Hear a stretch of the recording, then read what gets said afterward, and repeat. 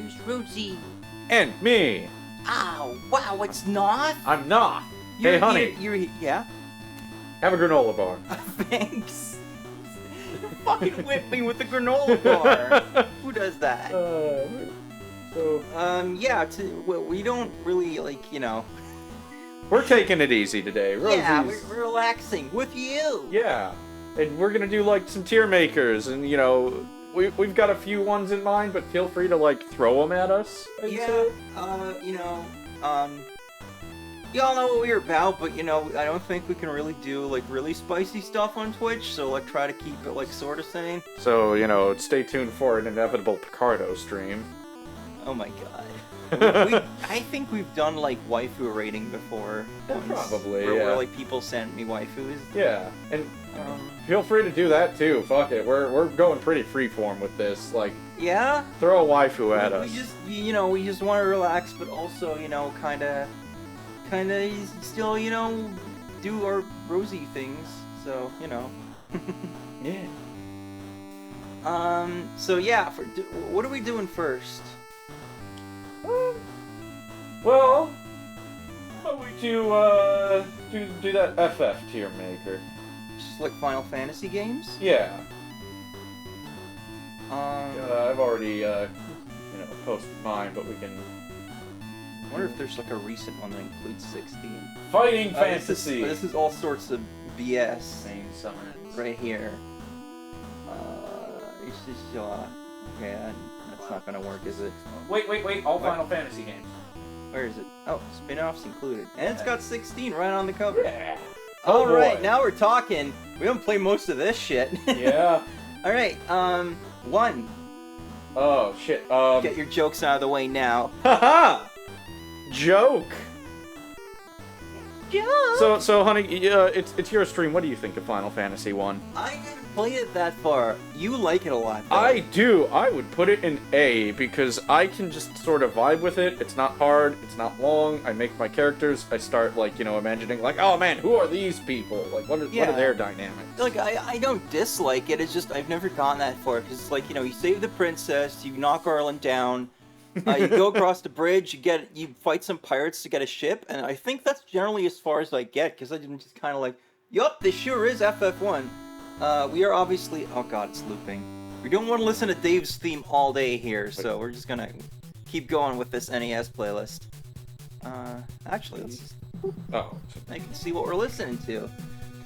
We're like including like remakes here, right? Because if this was like original FF1, it's like I don't got patience for that. Yeah, no, I love me some FF1. I highly doubt I'll ever actually go back and play the NES version. I have standards. I like being sane. Right. Well, I don't mind saying like this is a good game if you like, you know, include like more recent versions. Yeah, the Pixel Remaster is probably very good. The one I've put the most time into is the PSP version. I feel like inevitably I'll play the Origins version or the GBA version. Yeah.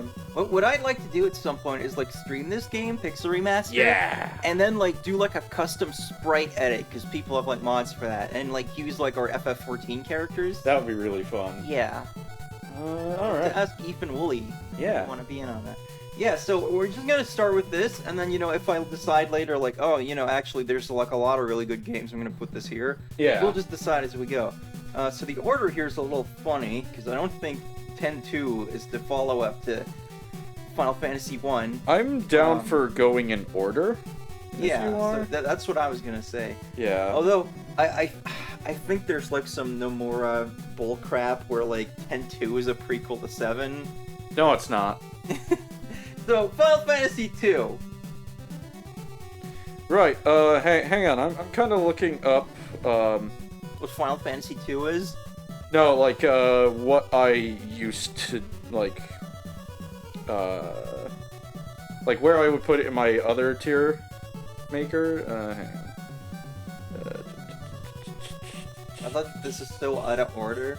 But it's, you know, some of these, like, important mainline games are, like, after, like, FF7 G-Bike for the Android or whatever, I don't know. Oh, shit. Get the fuck out of here with that shit. Yeah, I feel like we're also going to be moving 1 down a slot, but I would put 2 in C tier, and this is... Oh, hi, Sheep! Prove himself Sheep. 2's strongest defender. Okay, look. Immediately battle music starts playing. Alright, I like Final Fantasy 2, probably more than most people. It's C. It is a C tier game. I'm not gonna put anything in D unless it's, like, actively bad. So look forward to Final Fantasy 13's placement. I mean, shouldn't we have, like, an F tier for that? At that point? Maybe. But yeah, I think 2 goes into C pretty solidly. It's got, you know, actually a pretty decent story for a freaking NES game. And I will never not absolutely fucking love the Castle Pandemonium theme. Holy shit, it is... FF2 is in nobody's top 3 FF games, but I would maybe put the Castle Pandemonium music in my top 3 Final Dungeon themes. Yeah, the soundtrack is fantastic. So and the irony of having this, like, you know, playlist is that we're not going to be hearing Final Fantasy for a while. Yeah. Now, this tier list is going to change drastically if we start doing it just on soundtracks. Yeah, and you know, FF2 on the NES, that soundtrack reminds me a lot of Pokemon, actually. Like, like I'll have to listen to like it. Gold and Silver era Pokemon, Yeah. where it was just like the best of the chiptune stuff. Gameplay is not great because it's made by Kawazu. It's made by the Saga guy, so you know Proto Saga. Too weird for its own good, really. Yeah, it's you know, the idea when you look at it on paper, it makes sense. Like, oh, if your character uses the sword a bunch, their sword ability will level up. Yeah. If they take hits, they'll get better at taking hits. But in practice, it's not great. I have only finished the PSP version. God knows if I will ever play the Dawn of Souls or Origins version. If I ever play it again, you bet your ass it'll be the Pixel Remaster version, and I am gonna crank up the XP multiplier, because that is, like, probably the best way to play the game, is just when you get Stonewall, crank up the XP multiplier and see your skills shoot up. Yeah. It sounds like they finally managed to balance this game after all these years. By the way, is Knuckles like louder than me or anything? Oh, I am just kind of loud. And I've got my face right up against the mic. Yeah, it's just I'm seeing you like peak at like a much higher volume. So, yeah, my thought playing FF2 was just like, this game would be immensely better if they just went under the hood and tweaked, like, the rate your skills got better and how, like, you know, much, you know, damage that would output, and then also just tweaked the boss stats a tiny bit. Like, just a few tweaks here and there under the hood with the stat stuff, and I think the game would have been way, way better. And maybe the Pixel Remaster actually did that. Thank God.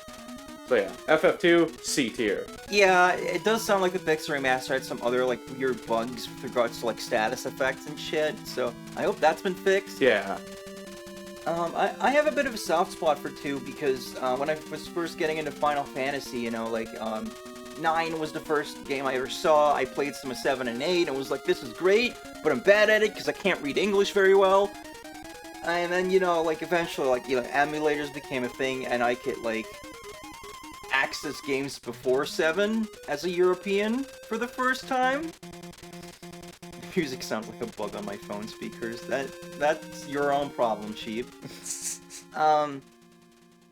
And for some reason, 2 was like the one NES ROM I had. I don't know why 2, but like I played that for a bit, and I was just like really charmed by how primitive it looked. And you know, it starts off with you getting your ass kicked. That is literally the first thing that happens in the game. It's a really strong opening. It is. Yeah. I'm not sure I would say it's like, you know, top 5 openings for FF, because they immediately start to blow the NES games out of the water, but I think it is, like, hands down the strongest opening of the NES games. Yeah, absolutely. I'd say it's still, like, pretty up there. Yeah. Like, you know, maybe top 5 just by sheer, like, amount of good openings in the series. It wouldn't, like, hold up, but I would say, like, it is, like, the first excellent opening in one of these games. Just makes you go, like, oh, holy shit! This is gonna be a bit blasphemous. I might like this opening better than 4's. Because I think, you know, the idea of 4 is really good. The premise of 4 is really good. I've never been the biggest fan of how it's conveyed. Yeah. It always feels like a little bit like they weren't quite there yet with what they wanted to do, and then 5 comes along, but that's a whole other topic. So that's a different tier. I feel like C for 2 is pretty fair. Yep. I agree with you on that one, because it's like, it's not good, but, you know, it's still, like, you know, it's still clearly made with passion. They were trying to do a thing, and that's something I always respect, is when it's like they were clearly trying to do a thing. It's committing to a thing. And we will see some other games that do not do that. So, you know. Yeah. So, Final Fantasy 3. C. Alright, it's go Also above, C. above Okay. 2 or you know, like either or. I think they're really on par with each other. Final Fantasy 3 is a game that runs on vibes. Like, you know, half of the goddamn FF14 crew, like the people making that, love the shit out of FF3, and I feel like it's because they played it as kids. Because when I played the Pixel Remaster, I got swept away. I was like, okay, I absolutely see how, like, a child playing this would just get swept up in the vibes, and it would be like, oh yeah, I'm going on an adventure, because the characters are young, and so that can put you in the mindset of, like, yeah, like, I will play this and think about it the way I would if I was a kid going on an adventure with my friends. My problems with it are that, like, the stuff that isn't vibes can sometimes be kind of shitty. You know, I never really ran from random encounters, but when I got to the Garuda fight, I had to just sit my ass down and grind out a shitload of money for a lot of Dragoon gear. It introduces the job system, which is pretty cool, but it's also kind of like, hey, I know you really liked the job that you got with the last crystal you found, but now you found a new crystal, so enjoy not getting any gear for that previous job until basically the end of the game. Which sucks, and I'm really not sure how much that puts those old jobs behind in terms of, like, stats and ability to damage things. Right. Good God, the Crystal Tower sucks. It's not just that the Crystal Tower is bad, it's that you have to go through the Ancient Labyrinth to get through the Crystal Tower, then you have to get through the Crystal Tower to get to the World of Darkness, and some of those bosses are absolute assholes.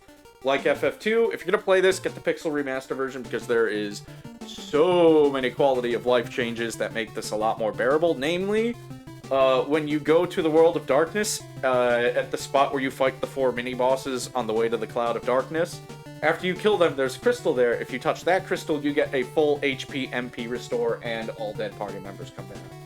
Which is not in any other version of the game, so you better grind your ass off if you're playing those other ones. Yeah, what confuses me is, like, you know, with, like, you know, really old game design, there's often this sense of just, like, oh, this game is supposed to last you for a long time. Yeah. Like, you know, this is made for, like, kids with a lot of free time. But at the same time, like, the amount of time it would take you to go through the Crystal Tower, even disregarding the grinding, and then, you know, there's World of Darkness immediately, right? How many kids could not beat that game purely because of their limited screen time? Yeah, right? Because their mom would be like, okay, you know, you only get this much. So, that's a thing. I honestly have the least to say about this one, apart from, like, 11, because I haven't played 11 at all, but I've played this one very little. Like, when I was a kid trying out all these games, 3 didn't really, like, grab me immediately. Bye, sheep. Oh. Well, heck. And then when the DS remake came out, I was like, oh, finally, there's a remake of this, and, you know, this might be more up my alley. Hated it. I just immediately hated the way it felt. Like, it was so slow, at least on the DS. I don't know if, like, the ports later on fixed any of this. It just pissed me off. The, like, new characters, I didn't see the point in that. Like, it doesn't add anything to the game, so I just didn't care that much. But, you know, I'll play the Pixel Remaster at some point and you know, get into that. When Square finally fucking puts them on sale. Or you just, you know, borrow my Switch. You think I'm gonna play these games without mods? Okay, fair. Yeah, yeah, like, what makes the whole Ancient like, that whole final dungeon trio suck so bad is, you cannot save once you're in the Ancient Labyrinth, because even though you technically, air quotes, go onto the world map between the Ancient Labyrinth and entering the Crystal Tower, you can't actually save there, I don't think. So you can't go through the Ancient Labyrinth, use a tent, go into the Crystal Tower, and rock that place. No, you gotta do it all in one go, and that's why the Pixel Remaster is so good. when you're ready, you can just turn off the fucking encounters and just get to where you need to be. So it's a C game. Very good vibes, though. Like, I liked it a lot more in my second playthrough with the Pixel Remaster. Right, so 4, and I know you're gonna say S tier, and I agree, but I want to stipulate first, like, you know, the icon here's from the DS remake, but that's not the version we're judging here. This is the better icon. I guess, sure. I like the cane thing, it's iconic. It's iconic, but I think this icon is, like, a lot He's shaped cooler. like a 4! Yeah. So what's interesting is we are actually, like, changing some of the rankings on stuff here. Because I'm looking at, like, the personal tier maker I did. I only have one game in S, you can probably guess what it is, and everything, like, the other best stuff was an A. But, yeah, for the purpose of changing things up, this is an S tier Final Fantasy. Well, if 1 is an A, then 4 is an S, because they're not on the same tier. No, and absolutely like, fucking not. Iris. 4 is amazing. Hi, Iris! Man, what is it with our friend group, and then, you know, like, we have a Wooly, we've got an Iris that we say Hyris to. Yeah. The internet is just stealing our friends. We are the stunt double VTubers. Stunt double VTubers? Yeah, like in Spaceballs, when they're like, you've captured their stunt doubles! That's us, but for VTubers. I don't know who I'm the stunt double of yet. I don't know either, but I'm sure there's plenty of Rosies, so... Yeah. But I'm the Rosie, okay? You are. The definitive article. I'm the only one. You are. So, anyways, we should talk about why Final Fantasy IV is S tier. It's amazingly paced. It flows really well. Yep. It never overstays its welcome. Cecil is a really cool character because he doesn't fucking mope. Like, he mopes a bit at the beginning, and then as soon as he's like, you know what? Fuck Baron. I'm gonna rebel and fight them because they're the bad guys. And I finally realized that. And he's just good. He's focused on that. He doesn't like, oh no, I was working with the bad guys. The only time he gets slightly mopey is when he's separated from everybody. But then the, you know, Elder of Mysidia basically, like, slaps him across the face. Like, hey, you! Mount Ordeals! Get going! Also, here's 2 twins. I'm sure this all makes a ton of sense to people who haven't played this. The characters are all really fun. Yeah, some people will complain forever about, like, all of the fake-out deaths. I don't care. Like, for me, like, you know, the rest of the game works well enough. The end crew is really fun with Cecil, Rosa. Rosa is, like, the archetypal, like, healer girl in an RPG. Like, one of the best. Rydia, great black mage and summoner, even if, like, she really can't do jack shit in the final boss fight. Kain, what a bro, and the game never really, like, just, you know, shouts it at you. You just have to watch and realize what Kane's been doing the whole time and be like, holy shit, what a bro. Edge is just a fun douchebag. He's, like, so full of himself, and he only ends up in the final party because, like, yeah, he's the one who made it to the end. Ninjas are good. Yeah, ninjas are cool. It's kind of interesting looking at, like, the progression of things here, right? Because, like, the reason you have all these fake-out deaths is because they need, like, ways to, like, swap out party members, because they've never really done that before. You had FF2 where you had, like, a 3-party, like, 3-man group for a while, and then, you know, a guest person shows up, and it's always a different one. They usually die. Yeah, I think. And then, in the end, you get your original 4th guy back. And then here, you know, I guess they didn't want to do it in that way, so it's constantly just like, oh, where did Kain go? Oh, now we have this guy. Oh, this guy's dead. This guy gets sick. You know, this girl gets kidnapped. Yeah,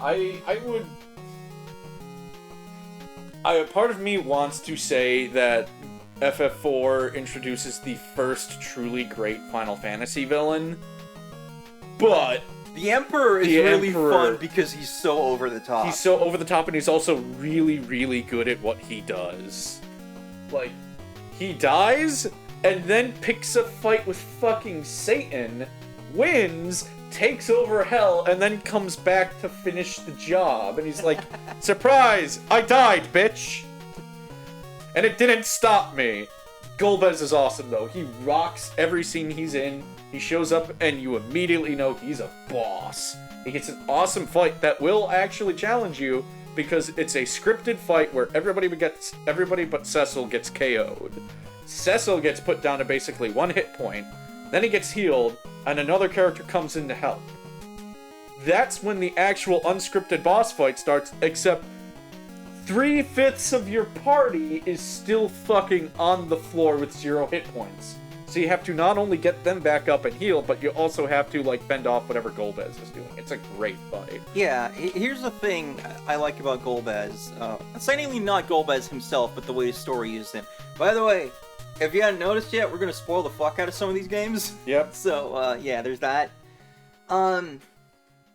So, like, Golbez, you know, he's part of that, like, trope of FF villains where it's just, like, he always turns up and, like, you know, just, like... whatever you do gets undone by him showing up, basically. Yeah. But, which can get really annoying. I remember FF5 the first time around, I was getting pretty annoyed with XDeath after a certain point. But here, it's like, you know, you have the whole thing where, you know, he takes Rosa hostage, you go in there, and you know, have that, all the crazy Tower of Zot stuff, and you rescue, you gotta get up there and rescue Rosa, but Golbez is like, what are you talking about? And then, you know, Tella is just like, fuck you! Fuck you, Golbez! Why does he sound like an old man Joker when I do the voice? I don't know. Batman, I've seen And, you found know, my retirement home. He uses Meteor on him, which Yeah. he got, and, you know, that ends up killing him, but it also damages Golbez enough that he's like, Nope, I'm "Fuck, out. I'm out. And Later, bitches. I like that, you know, they show that vulnerability, but at the same time, that was a one and done, because Tella's dead now, and no one else can use Meteor. Until you level Iridia up. Well, yeah, but that's not for the time being. So it doesn't feel like, you know, it's neither that, it's like, here's just this wall until the game designers decide I can hurt him, but also he's not, like, made so vulnerable that he's not threatening anymore. Hoshino says, I know it's unrelated to 4 specifically, but Golbez's voice in Dissidia makes me melt. Yeah, he's got a pretty good... I don't remember. Dissidia.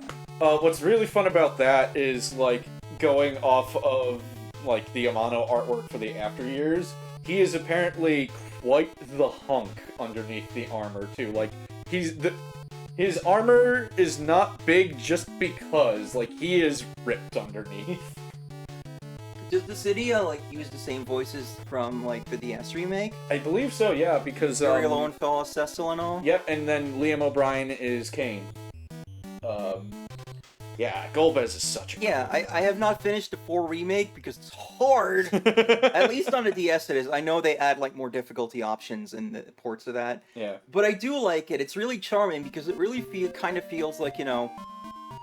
It brings it up to, like, the PS1 style. Yeah. Like, it's, like, indeed a game that came before 7, and since I started Final Fantasy with the PlayStation era, that just feels right to me. Yeah. So I quite like that. I think the voice acting is, you know, pretty good for what it is. Because, you know, ultimately it's like, you know, here's this DS game with, like, these, like, adorable little chibi models. So, you know, you're not gonna get, like, the most epic drama, but, like, they all do a good job, and it's all good casting, like, you know. Yeah. Here's voice actors that you know can do a good job, and they do, so... Also, the final boss music kicks ass. I think it's actually, like, really underrated amongst FF final boss themes. Again, part of me wants to say, like, oh yeah, the Zero Mist theme, top 3 final boss themes in FF. I don't know if I can do that. Like, thinking about some of the other ones, because, you know, there's some really damn good Yeah, final I mean, boss that's its own ranking once again. Anyways. But yeah, like, 4's not super customizable, there's that, I suppose, but I kind of like that. It's sort of comforting that it's just like, here's the Final Fantasy, really. Like, there's the first one where it's just like, yeah, this is Final Fantasy. It's not a difficult game because you just pick it up and play it. You don't have to worry about, like, oh no, am I going to build my character bad? It's just like, no, here's Cecil, he levels up, he gets tougher. That's how it works for everybody. And everyone still has, like, you know, the classic classes, and there's, like, the class changes a plot point. So it's almost like, you know, someone's running, like, a tabletop campaign within the Final Fantasy setting. Yeah. And I really like that. Also, the 4 Fiends are really cool.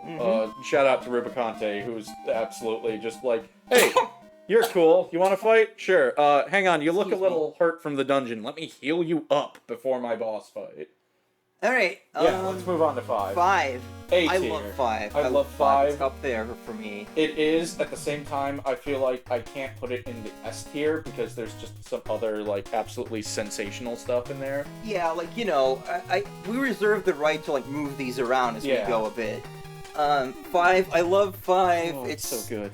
I played it as a kid, and I was just immediately in love. Yep. It is the single greatest 90s fantasy harem anime that never got made. Yeah. Like, the whole crew is great. I love Bartz, Lena, Ferris, Galuf, Kryl. I love the fact that Kryl is all of, like, 2 years younger than Bartz, but she has a gigantic head and looks like a toddler. Because that was the only way they could figure out, like, how do we convey she's the youngest person here? Make her look 5. Yeah, that's kind of funny. You kind of keep that, you know, that whole chibi thing until, like, 8, so... Yeah. And then, like, what's really funny is if you look at the Amano artwork, Kryl is, like, Terra's twin. Yeah. So like graphically, it's interesting because like the original version of 4 looks like kind of like a spruced up NES game. Yeah. Because you know they hadn't figured out a lot of what this NES could do yet. That's always a thing with new hardware. Like you know, developers got to learn how to use that stuff. There's also the possibility that some parts of 4 may have actually been from an NES game that got canceled, but that's not really like confirmed. Supposedly, like you know. There's an interview with Sakaguchi where he says, like, oh, that game was secretly, like, 80% done, and I was ashamed of saying that I canceled the game that was so far along. Mm-hmm. No one's actually tracked that interview down, so I don't even know if that's true or not.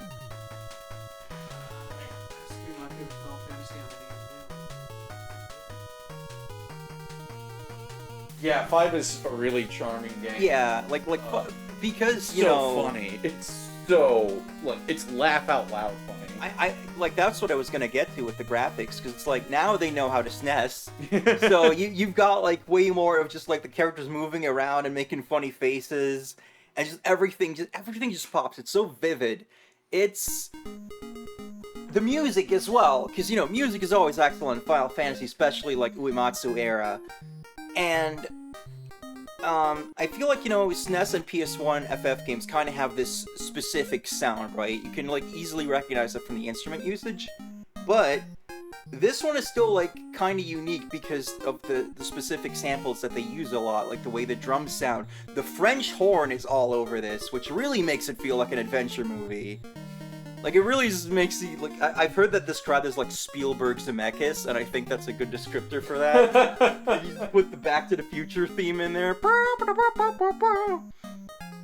The story's, like, you know, kind of basic, bitch, and...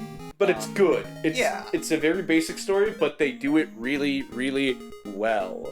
So, like, when, you know, spoilers, Galuf bites it, it doesn't feel tonally at odds with the game, and it also, like, actually tugs on your heartstrings a bit. How do you feel about X-Death as a villain? I didn't like him the first time I played. I'm still not sure if he's really, like, you know, in the upper echelon of FF villains or anything. But he's got some memorable parts to him. There's the infamous Splinter thing. Oh my God, there's the DBZ fight with a turtle. Like, I like when he's a fucking goofball and he just rolls with it. Like, he's still, like, you know, just hamming it up like the evil villain even when he's being a goofball. I think and then like, he's just straight up like a monster tree at the end. I think there's a part in the game where Bartz is just like, Golbez, what are you planning? And it's like, why would I tell you? It's kind of interesting, you know, like FF1 and 2, it's just like you fight a really big guy. Mm-hmm. FF3, you end up fighting a large lady? Kinda large cloud lady. Yeah, it is like, oh, she's like, you know, like not just like literally a large lady, but that's what she looks like. And then in 4 at the end, it's like, what the fuck is Zeromus even supposed to be? And then the easy type version turns him into something more normal, but also not normal because he's got like an elf lady for a penis. Weird. I'm not kidding. Look it up. I cannot wait for spoilers for FF14. I cannot wait for the next patch where we can fight the FF14 version of Zeromus because we might finally know what the fuck is that thing he turns into.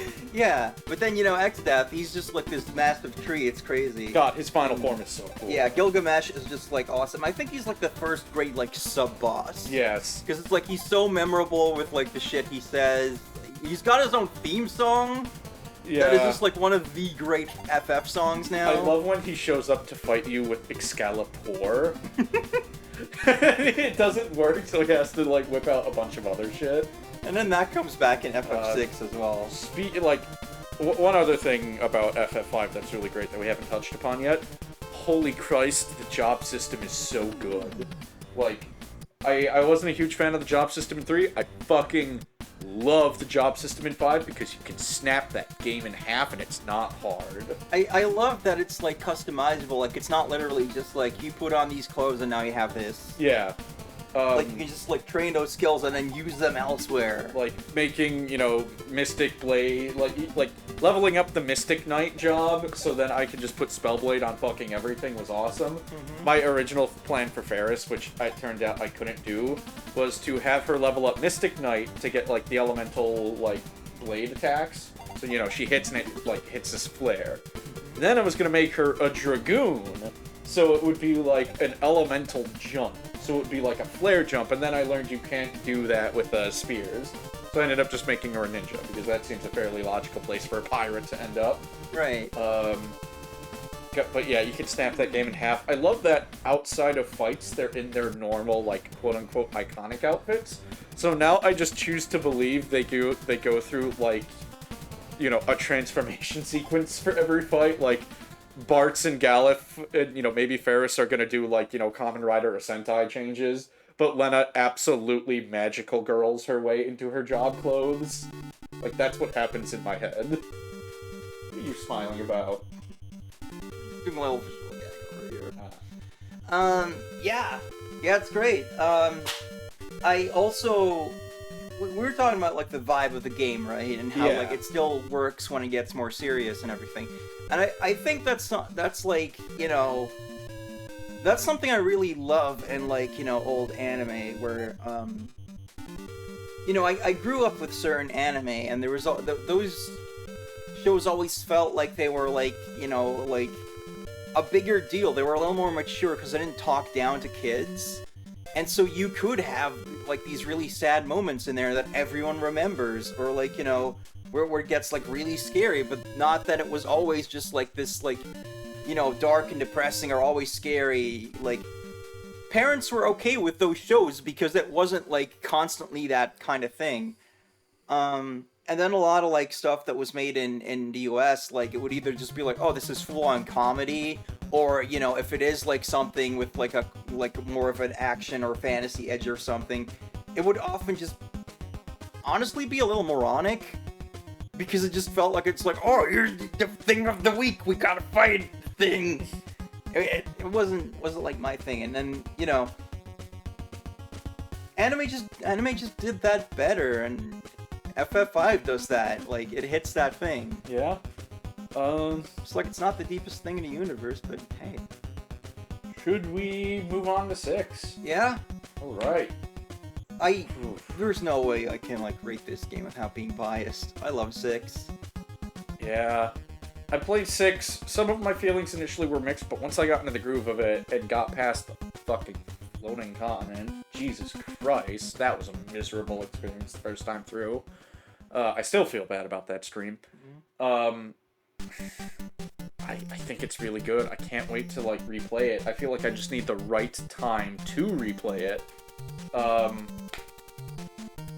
Do you like it?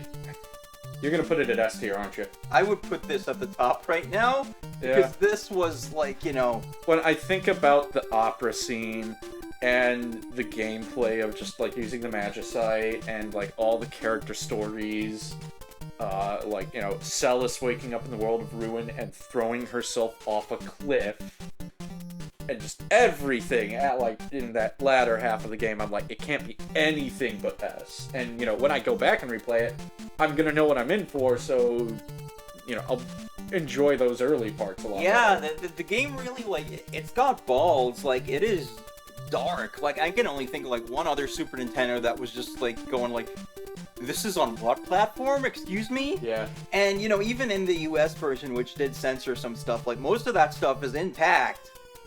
And that really, like, got to me as a kid of just, like, shit, man.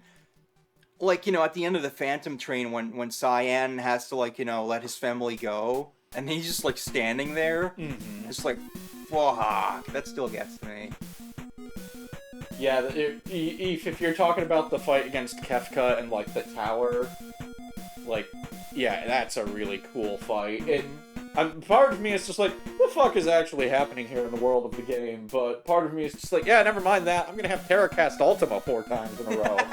Woo! Yeah, and I guess it's kind of inverted from 5, where it's like a lot of it is pretty dark and depressing, but it still has like the humorous stuff to balance it out. Yeah. Because I don't like when something's just completely dour. Like, so you still get, like, Terra's, not having a very good time at the beginning of the game, but then you get that moment where it's like you use magic on the guys in that fight with Locke and Edgar, and they just like lose their minds. Yeah. And then she like winks at them, and it's just like, that's so funny. That's incredibly funny. Or Celisol being like, I'm a general, not some opera floozy, and then he immediately runs off to practice singing. Yeah. Or Gao just being ridiculous. Yeah. And getting into a weird jumping fight with Sabin. I love Cyan being just a total stick in the mud relative to this party full of absolute wackos. Eve says that you should get bonus points just for giving us both of you doing Kafka impressions. Yeah, that, like, kept destroying the mic. Also, Ultros impressions. What was the Ultros voice we did? No, we're gonna have to, like... Don't tease the octopus, kids! Maybe like that. I feel like if I didn't do that as an Ultra voice, it'd be like, ooh, something like this. Well, you were going like, Mark Hamill overdrive for Kafka. Yeah, So I just decided to, like, take Ultros. Like, give me a second. There's sand on my boots! Oh my god. Blah, blah, blah. You all sound like a bad self-help book. Kafka is he's such a shithead. He's so good. He's the worst person, but he just keeps saying funny shit, and he's got the laugh, and, whenever he does, get, like, comically, like, pwned, as we used to say. Yeah. It's really funny. Like, the epic scene where Figaro Castle spurs itself into sand, you're like, whoa! It can do what? And it's, like, really cool, and then it just cuts to Kafka, like, lying in the sand, like, ah! Wait, he says. Do I look like a waiter? Yeah, Kefka's a really fun villain. Ever since I watched some Call Me Johnny's review of 6, I can't help but, agree with him, where he's like, yeah, he's just the Emperor from FF2, except he says funny things. Yeah, I guess. But yeah. One moment, I gotta calibrate, because it's like, my eyebrows are too powerful again, I think. Calibrating usually seems to help, but it takes a moment to do. Do do do do do, invisible Rosie, do do do do do, invisible Ro. I can't remember, like... Help at all. Kefka's got, like, a great line about Kuja in one of the Dissidia games. I can't remember what it is, but I think he's just like, I hate him and his thong! Man, we'll get to FF9 in time. I just remembered, watching my brother play that when I was a kid, and, like, Kuja shows up, and my brother's like, oh god, not this guy again. So I interpreted that as like, oh, he's just like, Team Rocket. He shows up a lot and he's annoying. I did not know he's the villain of the game until way later. And he dresses like that. Yeah. So we're just gonna put 7 at the top. Yeah, here. S. Easy S. Holy shit. It's, it's not exactly a hot take. It's Final Fantasy VII. I'm not gonna be a contrarian about it. This game just rules. Yeah. Here's the thing about Final Fantasy VII. It is simultaneously the most overrated game in the series and one of the most underrated games in the series because of just how fucking polarizing it's gotten, but you cannot deny this game kicks ass up and down across dimensions. I will occasionally, go like this. Yeah. But, it really is like every other day, they're just... Because 7 has a lot of stuff where it's just like, that really blew my mind as a kid, like, absolutely, like, the best intro, right? Can we agree on that? Yeah, I struggle to think of a better intro to an FF game. And, like, Tifa, I absolutely crushed on Tifa. Oh god, Tifa is, like, if we're gonna find a, like, FF waifu tier list, Tifa's gonna be, like, either at the top or it's gonna be a really brutal fight. Yeah. But, like, you know, I didn't know that there was, like, this whole thing where it's, like, your actions decide, like, who you get to date way later in the game. Because I didn't even know what the gold saucer yet. Mm-hmm. But I was just instinctively just like, yeah, Tifa. Everything's coming up Tifa. So, you know, when Eric's just like, who's Tifa? Is she, like, your girlfriend? And Yes. I picked up, and I was like, hell yeah, she is! I genuinely cannot recall if I've ever actually gotten the Aerith date of the gold saucer. What about the Barrett one? No. Tifa's great. I'm on record as I like Sephiroth.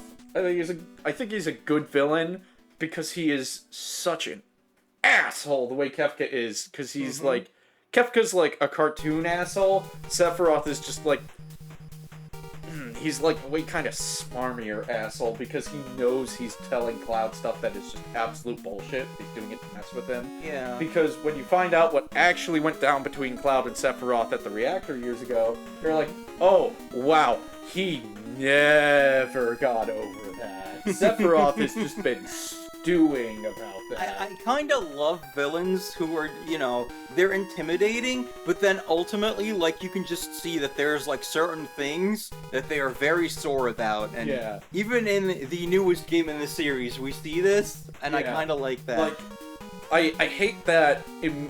Let me clarify. I think Sephiroth is a good villain in FF7 and in FF7 alone, because everything else reduces him down to, Cloud, I'm here to fuck with you. I don't even care about any of this other shit. Yeah. So, you know, you have your things about 6 that you really dislike, you know, the Phantom Train, Floating Continent, were giving you so much trouble. I have that with FF7 as well. Which parts? Like, anytime that you, like, need to do one of those mini games, because I feel a lot of them, like... Overstay their welcome. Yeah, or they're just, like, not good to begin with, like the dolphin jump, which took me way too long, or when it's just like, oh, you gotta do chocobo racing to escape from prison once, and then I just looked up what button you're supposed to hold to just win. Or when it's just like, you're snowboarding, it's like, you don't even have to be good at that, or the submarine, it's just wasting time. And there's just, you know, moments like that, or like, just, I really don't like the final dungeon at all.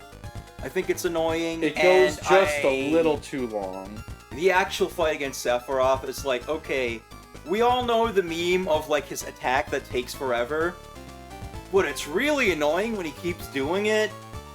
I think he did it once to me, like, he did Supernova, did another attack, and then immediately did Supernova again.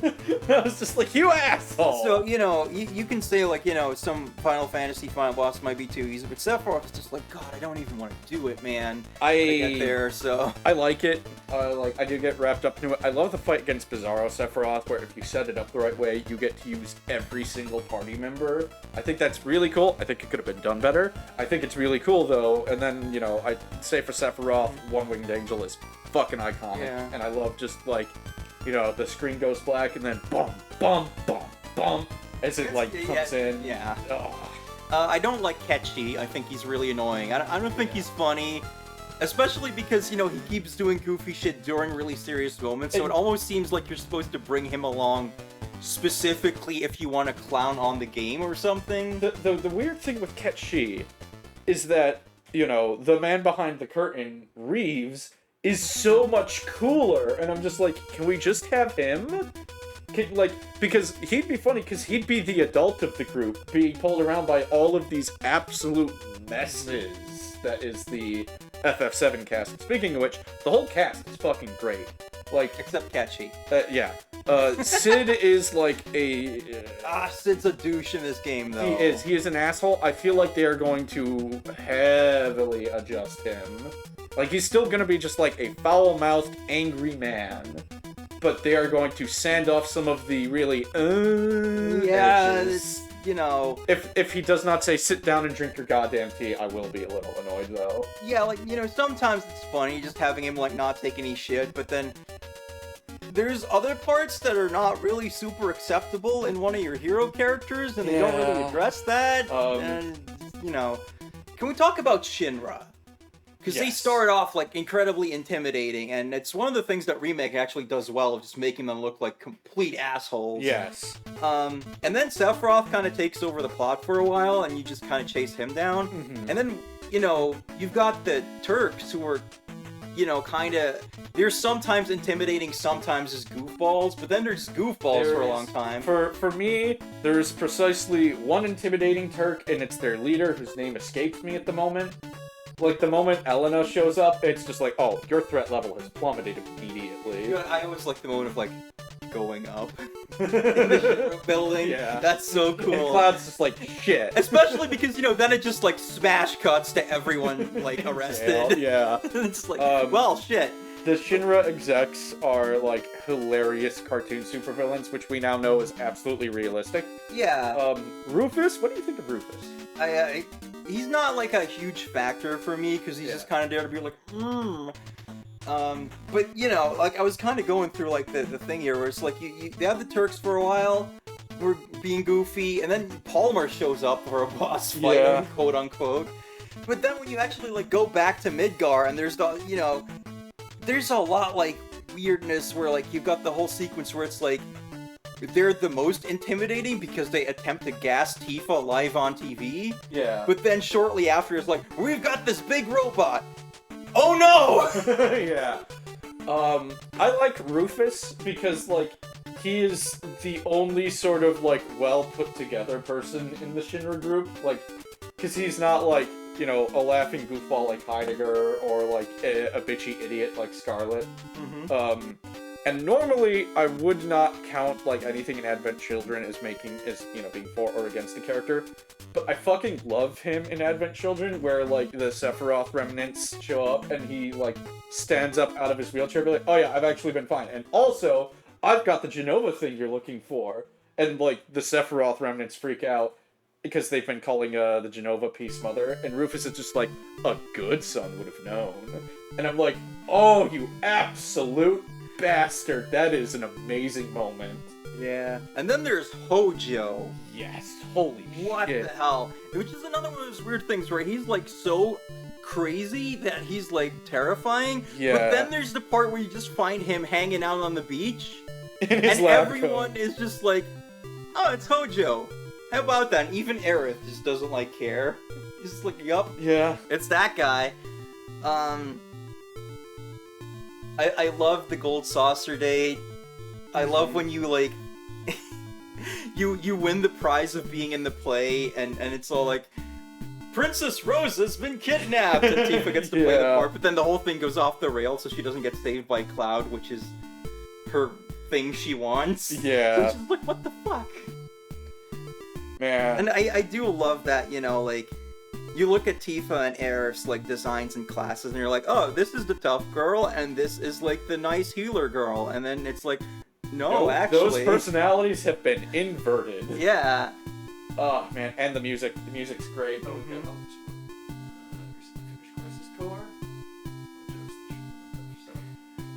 Yeah, Hojo's weird because he is responsible for so much of it, but also, like, Sephiroth is, like, the clear and present danger, like, the biggest threat, and Hojo is just absolutely willing to just be like, yeah, I'm just gonna stand aside and let Sephiroth do his thing, because I want to see what happens. I mean, he's gonna make, like, a thing where we can just put games that we don't actually know anything about. Yeah.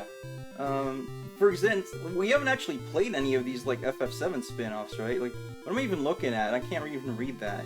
I don't know. I'm over here, so I can read it even less. Yeah, it's just, this is such a tiny logo. I can just read that it says 7, and then... That could be anything. It could be Crisis Core, Dirge of Cerberus, maybe they put the movie in here, fuck the movie. Yeah, do we have any more to say about 7 before we... We could keep going for all day, but, yeah. You know. 8. I like 8 a lot. 8 and A is what I say. 8 is really good. It's I would really put 8 underappreciated. over here. Yeah. The junction system is absolutely wonky and a little unwieldy at times. That's Remake's logo? Oh, okay. 8 is really underappreciated because I think a lot of people play it and don't realize what the game is trying to do with Squall. Yeah. It's my absolute fave game of all. Are they saying 7 or 8? 7. 7. Yeah, 7 is really good. Yeah, you know. As we've established. 8 is... It's about a bunch of stupid kids, and the writers are very keenly aware of the ways in which these kids are stupid. Like, Squall is this, like, antisocial loner who really doesn't want to get near people so he doesn't get hurt, and then everybody around him mistakes that for him being calm, cool, and collected and absolutely in control and in charge of every situation, which is why they keep putting him in positions of authority. It's a light novel. It is. Absolutely in every way. But it's written by, like, actual adults who are thinking about, like, man, remember high school? Because I guess people in Japan actually like high school. Mm-hmm. Which, if it's anything like in most anime, I guess, sure. Not my experience. But, yeah, FF8 doesn't really come out the gate swinging. Like, they go so hard in not being FF7 that they started very slowly. And then you've got, like, a bunch of really poorly explained tutorials for like junctioning. I think junctioning could have been conveyed to the player in a better way. I have this kind of pet peeve where if something doesn't literally exist in the world, my brain has trouble, like, figuring it out. Like, for example, in Golden Sun, where you have this whole mechanic of, like, oh, you can ready your Jin before the battle, so you can immediately use it, or you can, like, summon him while the battle's already going, so you lose that turn, but then he'll be stronger. And I'm like, why? What does that mean in the world of where Isaac and Co. are fighting right now? And that's kind of the problem I have with Junctioning, where it's like, what does it mean to put fire on my strength? Yeah, that said, I love snapping FF8 in half. Yeah, once I understood it, man. that system was so fun. There is nothing more fun than getting to the end of FF8 and having Aura. Because then you just throw Aura on Squall, and it's like turn after turn after turn after turn of Renzo Kukin. Yeah. Which just absolutely demolishes everything. That was my strategy in the final boss fight. I think it was like, Irvin takes pot shots, Renoa heals, and Squall just spams Renzo Kukin for, like, you know, ridiculous damage every single turn, and holy shit, what a final boss fight, too. Yeah. We'll get to that. Yeah. I'm gonna, like, you know, go bit by bit here. Yeah. So, one thing I don't really like about 7 or 8 is, like, their small party size. Yes. But I think it's better in 8 because there's so many times when it's, like, form 2 parties. And then, you know, you can really easily just swap out your junctions and GFs to the other party and be like, boom, I don't even need to worry about this. Because 8 has a playable cast, not counting Adia, of just 6 characters, which makes the small party size feel less restrictive. Yeah. And it is so easy to swap the junctions and everything. Mm-hmm. And I love all the characters. Squall is great. He's such an awkward little asshole. It's really fun to see, like, Renoa, like, you know, just have to crack that shell open. Yeah. Renoa, wow, she's so dumb. She's, like, a really endearing kind of dumb, and this is jumping ahead a little bit. Renoa is, like, way more successful at the thing they were trying to do with Yuna, I think, but we'll get there. Mm-hmm. Quistis is fun, and what's really great about her is underneath, like, you know, the smart, in control, like, you know, mature girl of the group, she is also dumb. Because they're just like, yeah, your students really don't like you, you're a bad leader. Yeah, it's again, it's the light novel thing, but written by people who actually know what they're doing. Yeah. So it's like, yeah, okay, Squall's teacher wants to bang him, but it's also, she's the same age as him, she's a terrible teacher, and the only people who like her are, like, weird fanboys and girls. Yeah. So, like, it makes way more sense, and, like, one thing, I think this game needs a retranslation, because there's parts of it that don't really land as they should. Yes. Squall says whatever all the time, which is not how that goes in Japanese. Like, a lot of those lines are different and funnier, and even more just sells the whole, like, light novel inner monologue. Like, when Quistis is just, like, hitting on him. And, you know, in English, his reply is just like, whatever. But in Japanese, it's just like, what kind of teacher are you? It's way funnier. And then, you know, when the closest thing he does have to repeated phrases is when he says, sorry. Which, you know, again, is, like, something people take as, like, you know, a standoffishness or whatever, but it's actually him just being like, I don't know what to say. I don't want to have this conversation, I'm not good at this, I'm very autistic, please leave me alone. Zell and Selphie are actually the most enviable characters in the game because they know how to enjoy life. Yeah, also very stupid people, like, It's great though. Yeah, like Zell, you get Zell's intro like CG where he does his backflips, then he does like a thumbs up and a smile. You see that tattoo on his face, and you're like, oh, I immediately know everything about this character. I know him inside and out, and it's perfect. Also, I just love that like he's the only person who seems to have like a functional family life because he like can go see his mom on the weekends, and she apparently is just happy to see him. He's got his own room. Yeah. Everybody else or it didn't really work out. Mm-hmm. I love Irvin for being the one to bring up the orphanage thing, and they're just like, why didn't she say anything? They're like, I was following your guys' lead, none of you were bringing it up, so it's just like, okay, it would be weird if I did. Yeah, kind of just like, why would I think you have amnesia about that? Yeah. I thought we were all on the same page.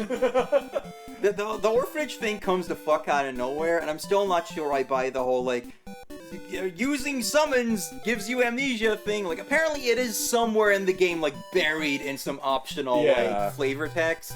Oh, we forgot to talk about Yuffie and Vincent with 7, because they're optional characters. They're Yeah. great, too. Yeah. Anyways, back to 8. Yeah, and, fuck. I lost my place in the sentence now. I love... We were talking about, like, the optional lore. To be like, oh, yeah, using junctions can, make you amnesic. Yeah, that kind of comes out of nowhere, but, like, a lot of people harp on the part where Quist is like, oh, so my feelings for Squall were actually, like, latent feelings as an older sister to him. Bullshit! And people take that seriously, and they think that that's just writing off Quistis to push the Renoa ship. No! She is so obviously lying! Yes, she is Because in she, denial. like, runs off and is like, oh, I get it now. This must be what was going on. Let me run off and cry for completely unrelated reasons. Yeah, and I think, like, a lot of people who, like, shit on Squall and Co., it's like, I think a lot of these people, like, played this game when they were themselves edgy teens, so they can't, like, understand it as well. Yeah. And possibly this is something where, like, FF8, like, compares unfavorably to something like Yu Yu Hakusho, which is about an edgy kid as written by an adult who knows that, this all doesn't really matter in the grand scheme of things. But, that show can still, like, hook kids more easily because it's just like, yeah, but here's still this foul-mouthed kid, like, punching the shit out of demons. Yeah. And FF8 doesn't, like, really, like... It's not quite as forthcoming with, like, the, yeah, kind of the escapist fantasy elements of it, because it does keep pushing, like, yeah, this kid he kind of sucks. He's a teenager, after all. Eve has brought up a great thing, the return of Gilgamesh, and it's spectacular. So Cypher is just like the biggest, smarmiest douchebag in the game, and I fucking love that the final fight with him ends, if you do things right, with goddamn Gilgamesh being the guy to show up and punt him into the sky like he's a Team Rocket goon. Because, like, if you fight Cypher for the last time and you have Odin shows up to be like, let me handle this. And then Cypher, Zantetskin's Odin. So Odin dies and you don't have him anymore.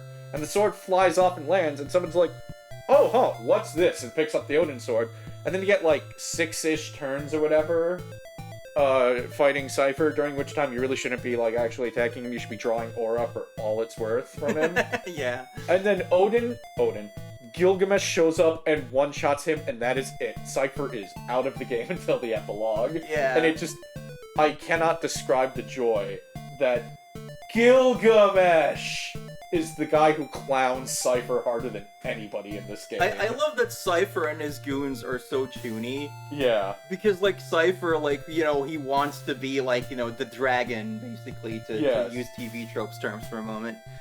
But, like, he's such a goofball himself, where he's just like, I'm gonna tell you about my romantic dream! My romantic dream! And then, like, his two friends, like, are just absolute bros to him, but they're such dumbasses as well. Yeah. Where, like, Fujin's the one who can't talk right? Yes. But then it turns out she totally just can, and she is this also is just her a gimmick. stupid. Yeah, she is also a stupid teenager. It's great. Have we talked enough about 8? I suppose so. Yeah. It's just, I think it's a bad rap. One more thing. Sid is Robin Williams. In Yeah. FF8, and Actually, it's amazing. one more thing.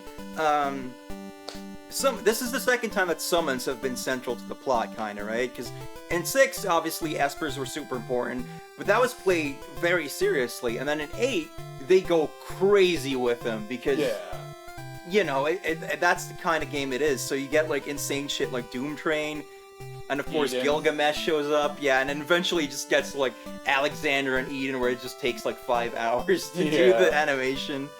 I love the Cactuar fight. It's so funny because you're tiny by comparison. Yeah. Anyway, Final Fantasy IX. So this is weird because this, for both of us, was our introduction to Final Fantasy, but we haven't really played it, have we? Yes. I'm gonna say, put it in B tier, simply for the impact the little bits we've seen of it have had on us, and the fact that everybody who has played this game fucking loves this game. Yeah, so, you know, let's put it here, and then probably it will move up later, right? Yeah. Like, when we play it, it'll probably move up. And yeah, Alcazar, it is, like, literally the next Final Fantasy for me to play. I've played 1 through 8 and 10, and I am very eager to fill in that blank spot. Yeah. I mean, there's a reason it got both of us interested in this franchise. I wasn't allowed to freaking play it, because my older brother would be like, get the fuck out of here. Yeah. So we both had, like, a really similar introduction to this game, and for me it was... I had a grandpa who lived in Pennsylvania. We live in New York. Occasionally my family would go down there to visit him, and that was, like, a really popular place to do family reunions. And at one point, like, we go into, like, one of the campers or whatever, and there's a TV or something, and my cousins have set up a PlayStation, and I got to see the opening bits of Final Fantasy IX. Like, specifically, like, the play starting, kidnapping the princess. It's like, you know, the princess being like, oh yeah, this is all part of my plan, now we're doing, like, adventure stuff. There's, like, a cool guy with swords, and, like, that just stuck with me. Like, that was probably one of, like, the foundational things of, like, establishing what I like in fantasy.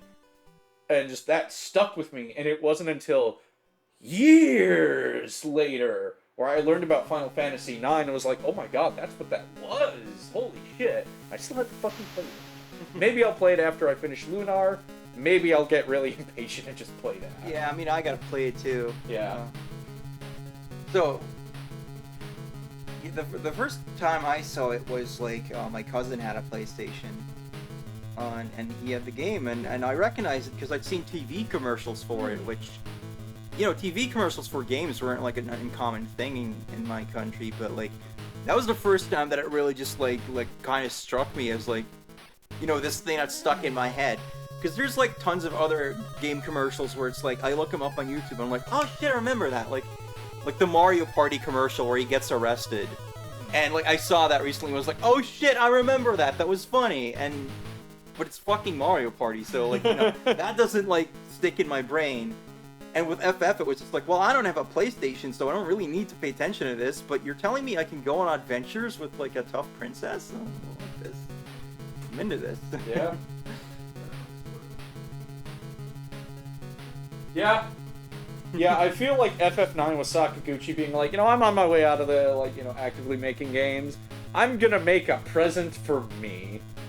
Happy Christmas, birthday, anniversary, I don't know if he was, like, if he knew he was on his way out, because it was Spirits Within that got him, like, shuffled off somewhere. On his way out in terms of, like, actively being a part of making the games. I guess.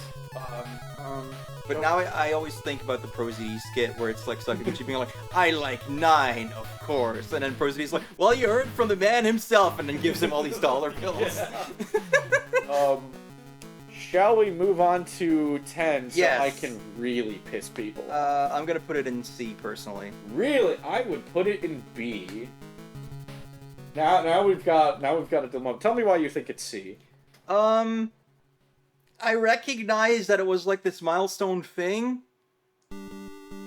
but the pacing's pretty bad, and I don't, it's not really, like, you know, if you, like, put all these Final Fantasy games in front of me and you're like, pick one to play, this one's gonna be fairly low on the list, and that's how I'm looking at it. I feel like this one was at its strongest when there literally was not another, like, newer Final Fantasy to play.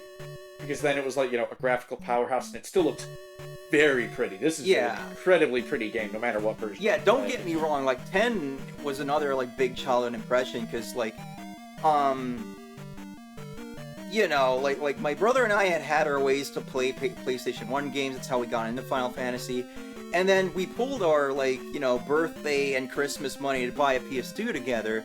And his main thing, what he wanted, is Final Fantasy X, because that was going to come out. He ended up buying, like, Final Fantasy VI for the 10 demo. And we popped that sucker in, and you just get that amazing cutscene, the Blitzball and Otherworld playing, and then you're just, like, playing the game, just like, oh my god, they have faces? Yeah. And voices? Whoa! Like, it was crazy. The strong parts of 10, I think, are really strong, and the weak parts are really weak. I mean, I guess ultimately, like, you know, it's still in the same order, Yeah. so we So- can put it in either place. I guess for the technical achievement, I'll put it here. So, let me say some good things about 10. I fucking love the battles. Holy shit.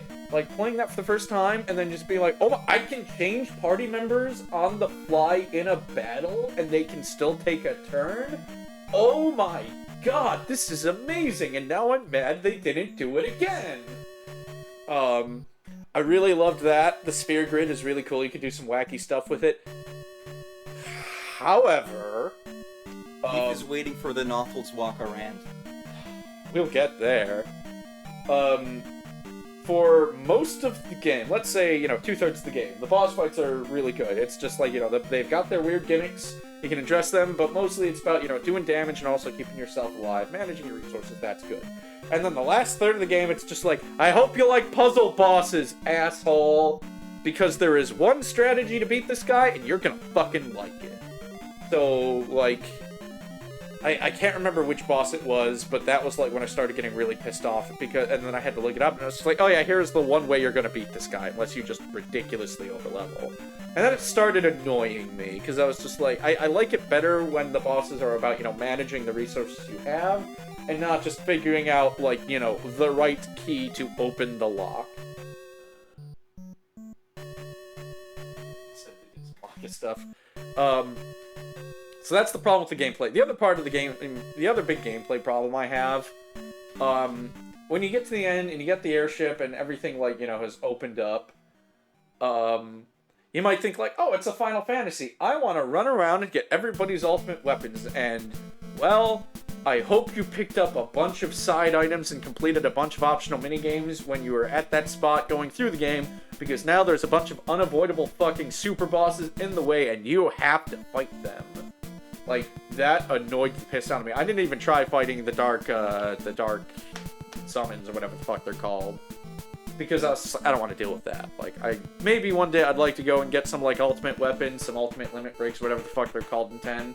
But the prospect of, like, like, just a shitload of really nasty ultimate bosses being in the way of a ton of optional upgrade stuff just really rubs me the wrong way. So, the characters. Yes. So... And you gotta compare it to 8 because they both have casts of dumbasses, but 8 was, like, edgy teens. 8... So, I think both games knew their casts were stupid. But... I think 8 knew it a little bit better than 10, because 10 is full of dumb people, and the game knows they're dumb people. Like, nobody is under the illusion that, like, you know, Tidus, Yuna, Riku, Waka especially, are smart people. There's precisely one smart person in the playable cast of 10, and it's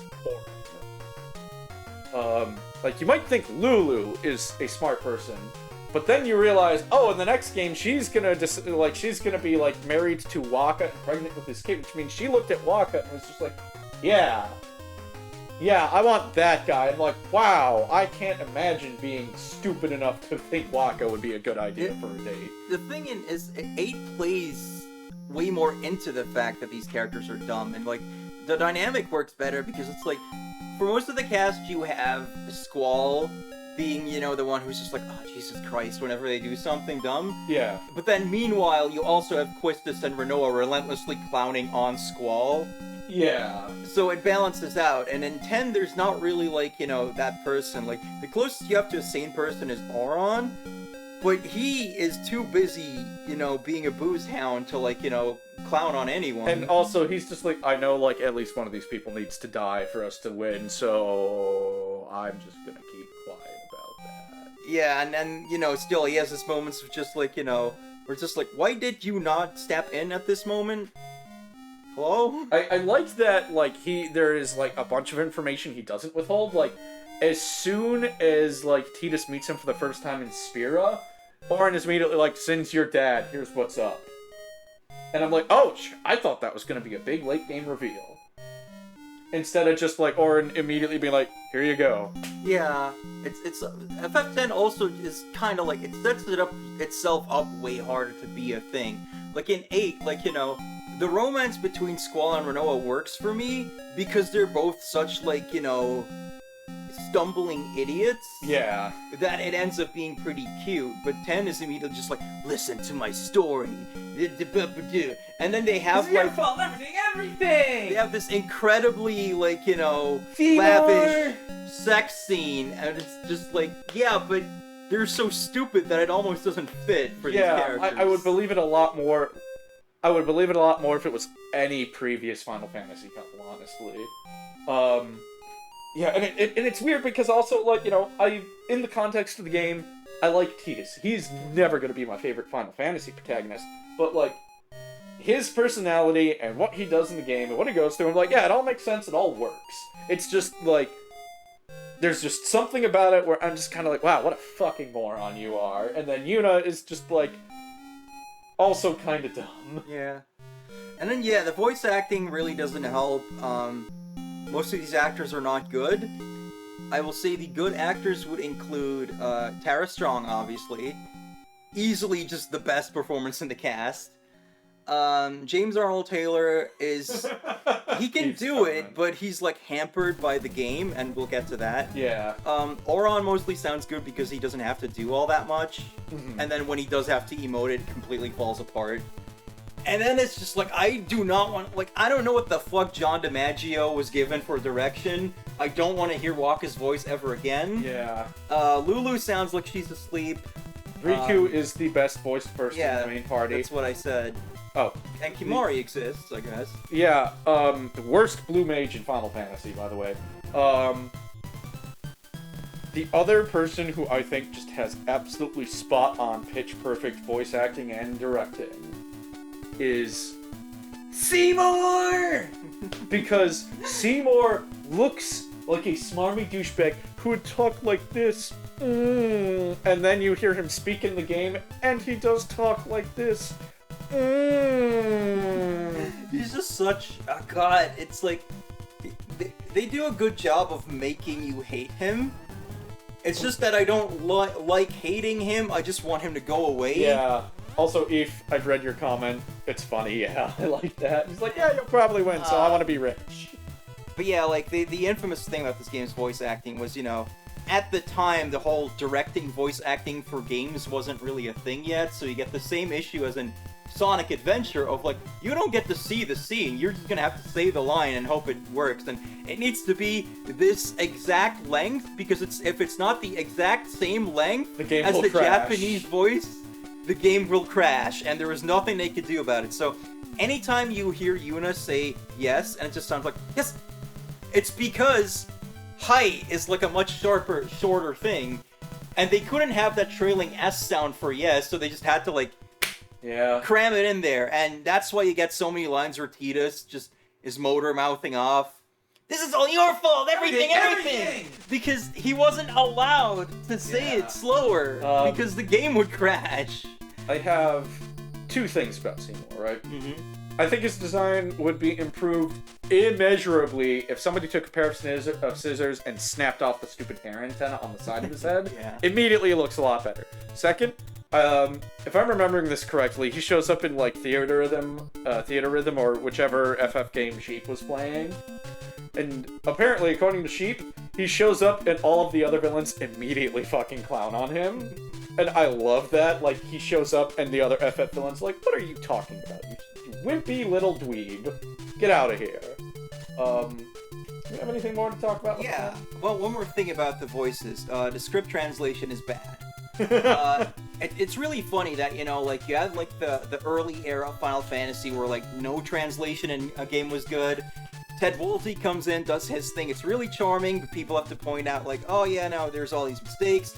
most of that came down to, like, you know, he had to do this in, like, a matter of weeks.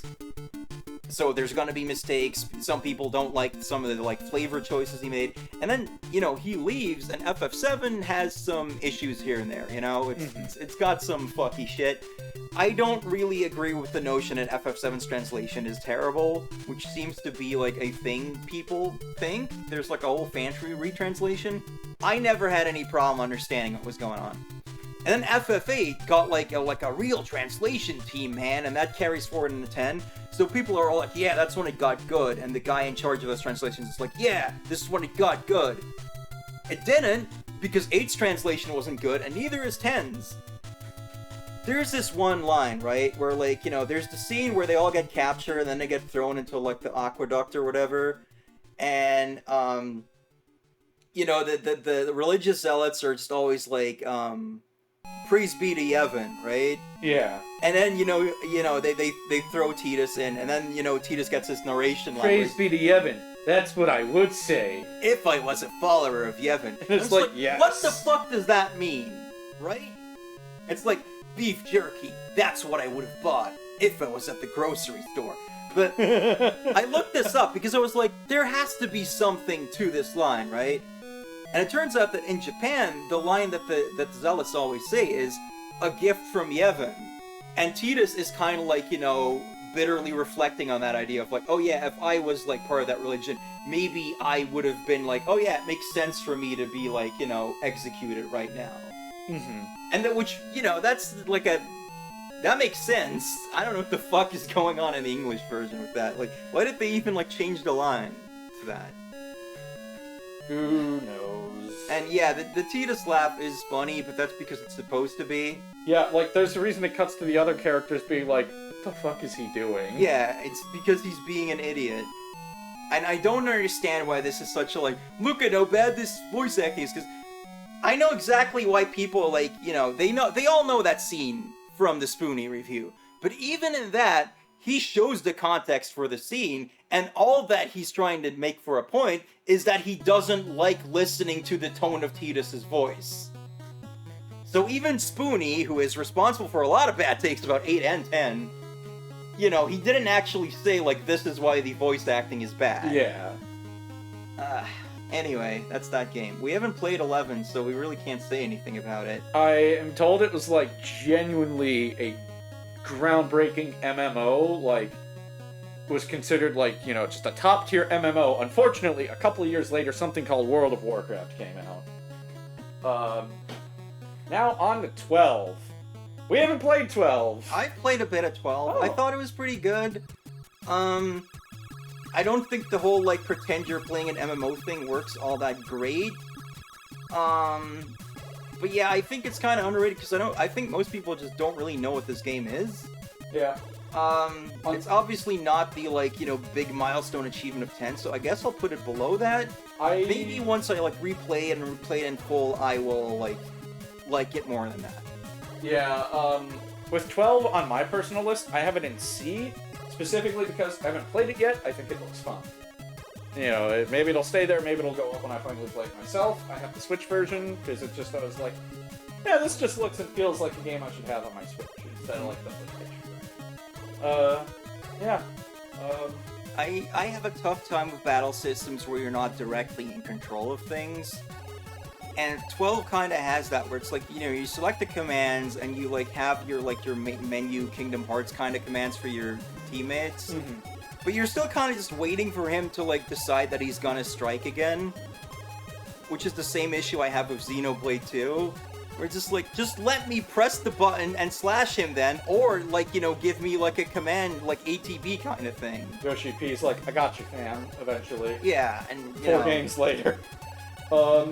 And originally, I thought I was going to hate 14, incidentally, because, you know, it's like, oh, you got this cooldown, you got to press the button, and then the thing come out, I guess. But it feels way snappier, because you always know exactly where you are. You can see that cooldown, you can see, like, the cast timer, so it never feels like you're not in control. We are going to get to that one. But first... fuck this game. I'm going to let you talk at length. I really need a drink. This is a great place for me to step out because I haven't played this one. Okay, get me some water too while you're at it. That was the plan. Fuck Final Fantasy 13. I can't trust anyone who thinks 13 is good.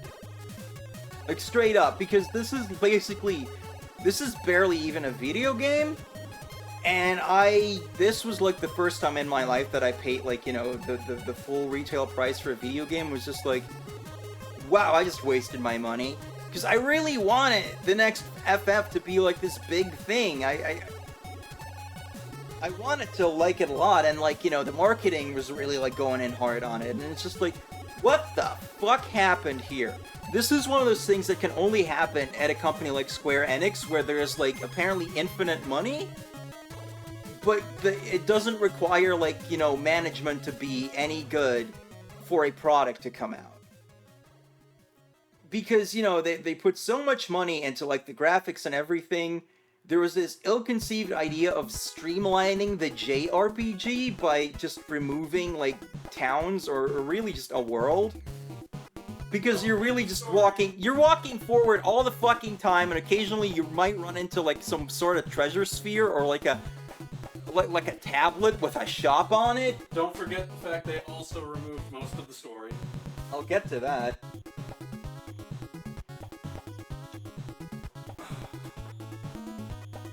Battle system, again, like, it doesn't really feel like I'm really involved in this, and people are always like, yeah, but the paradigms, once you really get into that system, no! Fuck off! Like, don't even compare that to, like, the job system, like, it doesn't matter. It really doesn't. Like, I feel like I'm just sitting there during battles, basically, while Saz is flipping about, doing, like, stupid poses with his guns.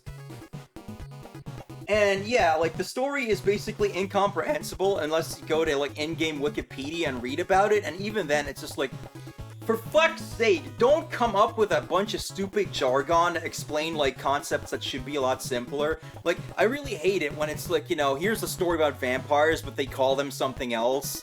It's like, oh, no, they're not vampires, they're biggly bogs. And it's just like, now I have to, like, now I have to learn what biggly bogs are through the story. And until then, well, you know, Nightwalkers at least still sounds like what it is, or like Hemovores, I don't know. You're just trying to be fancy, but just some unrelated term, and it's like, you got the Lassie, and the Fal'Cie, and the Pulse Fal'Cie, which are not like the Cocoon Fal'Cie, and they don't explain any of this shit for ages, unless you, like, stop the game to go read a fucking article. 13 is Most of the characters aren't likable at all. Sarah! And the voice acting is fucking awful. It was this weird era where they were just like, oh, games have bad voice acting, so we'll just, you know, we'll just do the directing over here with our Japanese guy who knows what he's doing. But, you know, the aesthetic of Japanese and English voice acting, they're completely different, so you get the exact same problem as Samus and Other M, where they're just like, she should be cool, so we won't let her emote at all. And so Lightning is just, like, fucking hilarious to me, because everything is said at the exact same intensity. Like, how am I supposed to relate to this character at all? Like, even after it's just like, okay, you know, we're actually gonna go to the beginning of this story and explain how the fuck they got here, and you got this whole thing where it's like, you know, she's looking out for her sister and doesn't want her to marry this fucking dumbass waste of space. But I'm like, I still don't care, because this acting performance is horrible. Man, oh god, Snow is so stupid. See, like, in terms of gameplay stuff, right? Mm-hmm. And, you know, the problem with the story and all being in, like, Wikipedia articles, 13 is actually, like, all of the complaints idiots have about 16 are true for 13. I say, having not played it, like, those are the impressions I get. What is funny, though, is watching the Great Clement's Final Fantasy retrospective. Gets to 13, he's like, this game's not good. Gets to 13-2 and Lightning Returns, like, the fuck? They're good now, kinda. Whoa, what happened? I've not played the 13 sequels. When I have finished 9 and 12, I will probably experience Final Fantasy 13. I will probably not play 13 Tour Lightning Returns. I think I'll get 13 under my belt for completion's sake, and then just be like, alright, thank God we're done, it's over. Shall we move on? No, I got Okay. more. This is more of a personal, like, aesthetic Sure, thing. yeah. I fucking hate the aesthetic of this game. I hate any, like, fucking anime future kind of thing where it's just like, it's the future, so everything has a bunch of stupid lines on it. And glowy shit for no reason. Like, why would that exist? Like, I'm not a fan at all of, like, you know, the modern electronic aesthetic of making everything as minimalist as possible. Like, oh, God forbid you have a button on anything. Like, Apple can fuck right off for having invented this shit.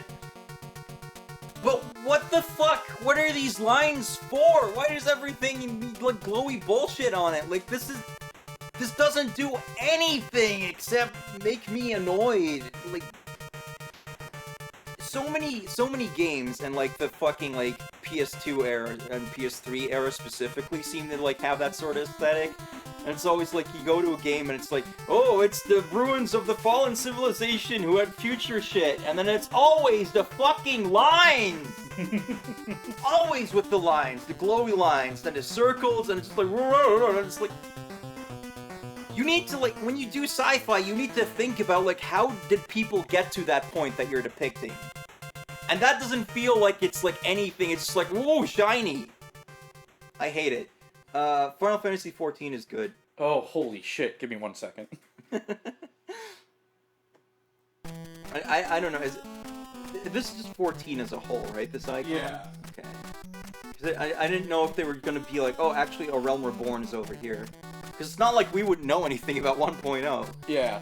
I think, like, officially they are stripping the A Realm Reborn subtitle from, like, the game's official title, so it's just gonna be Final Fantasy XIV Online.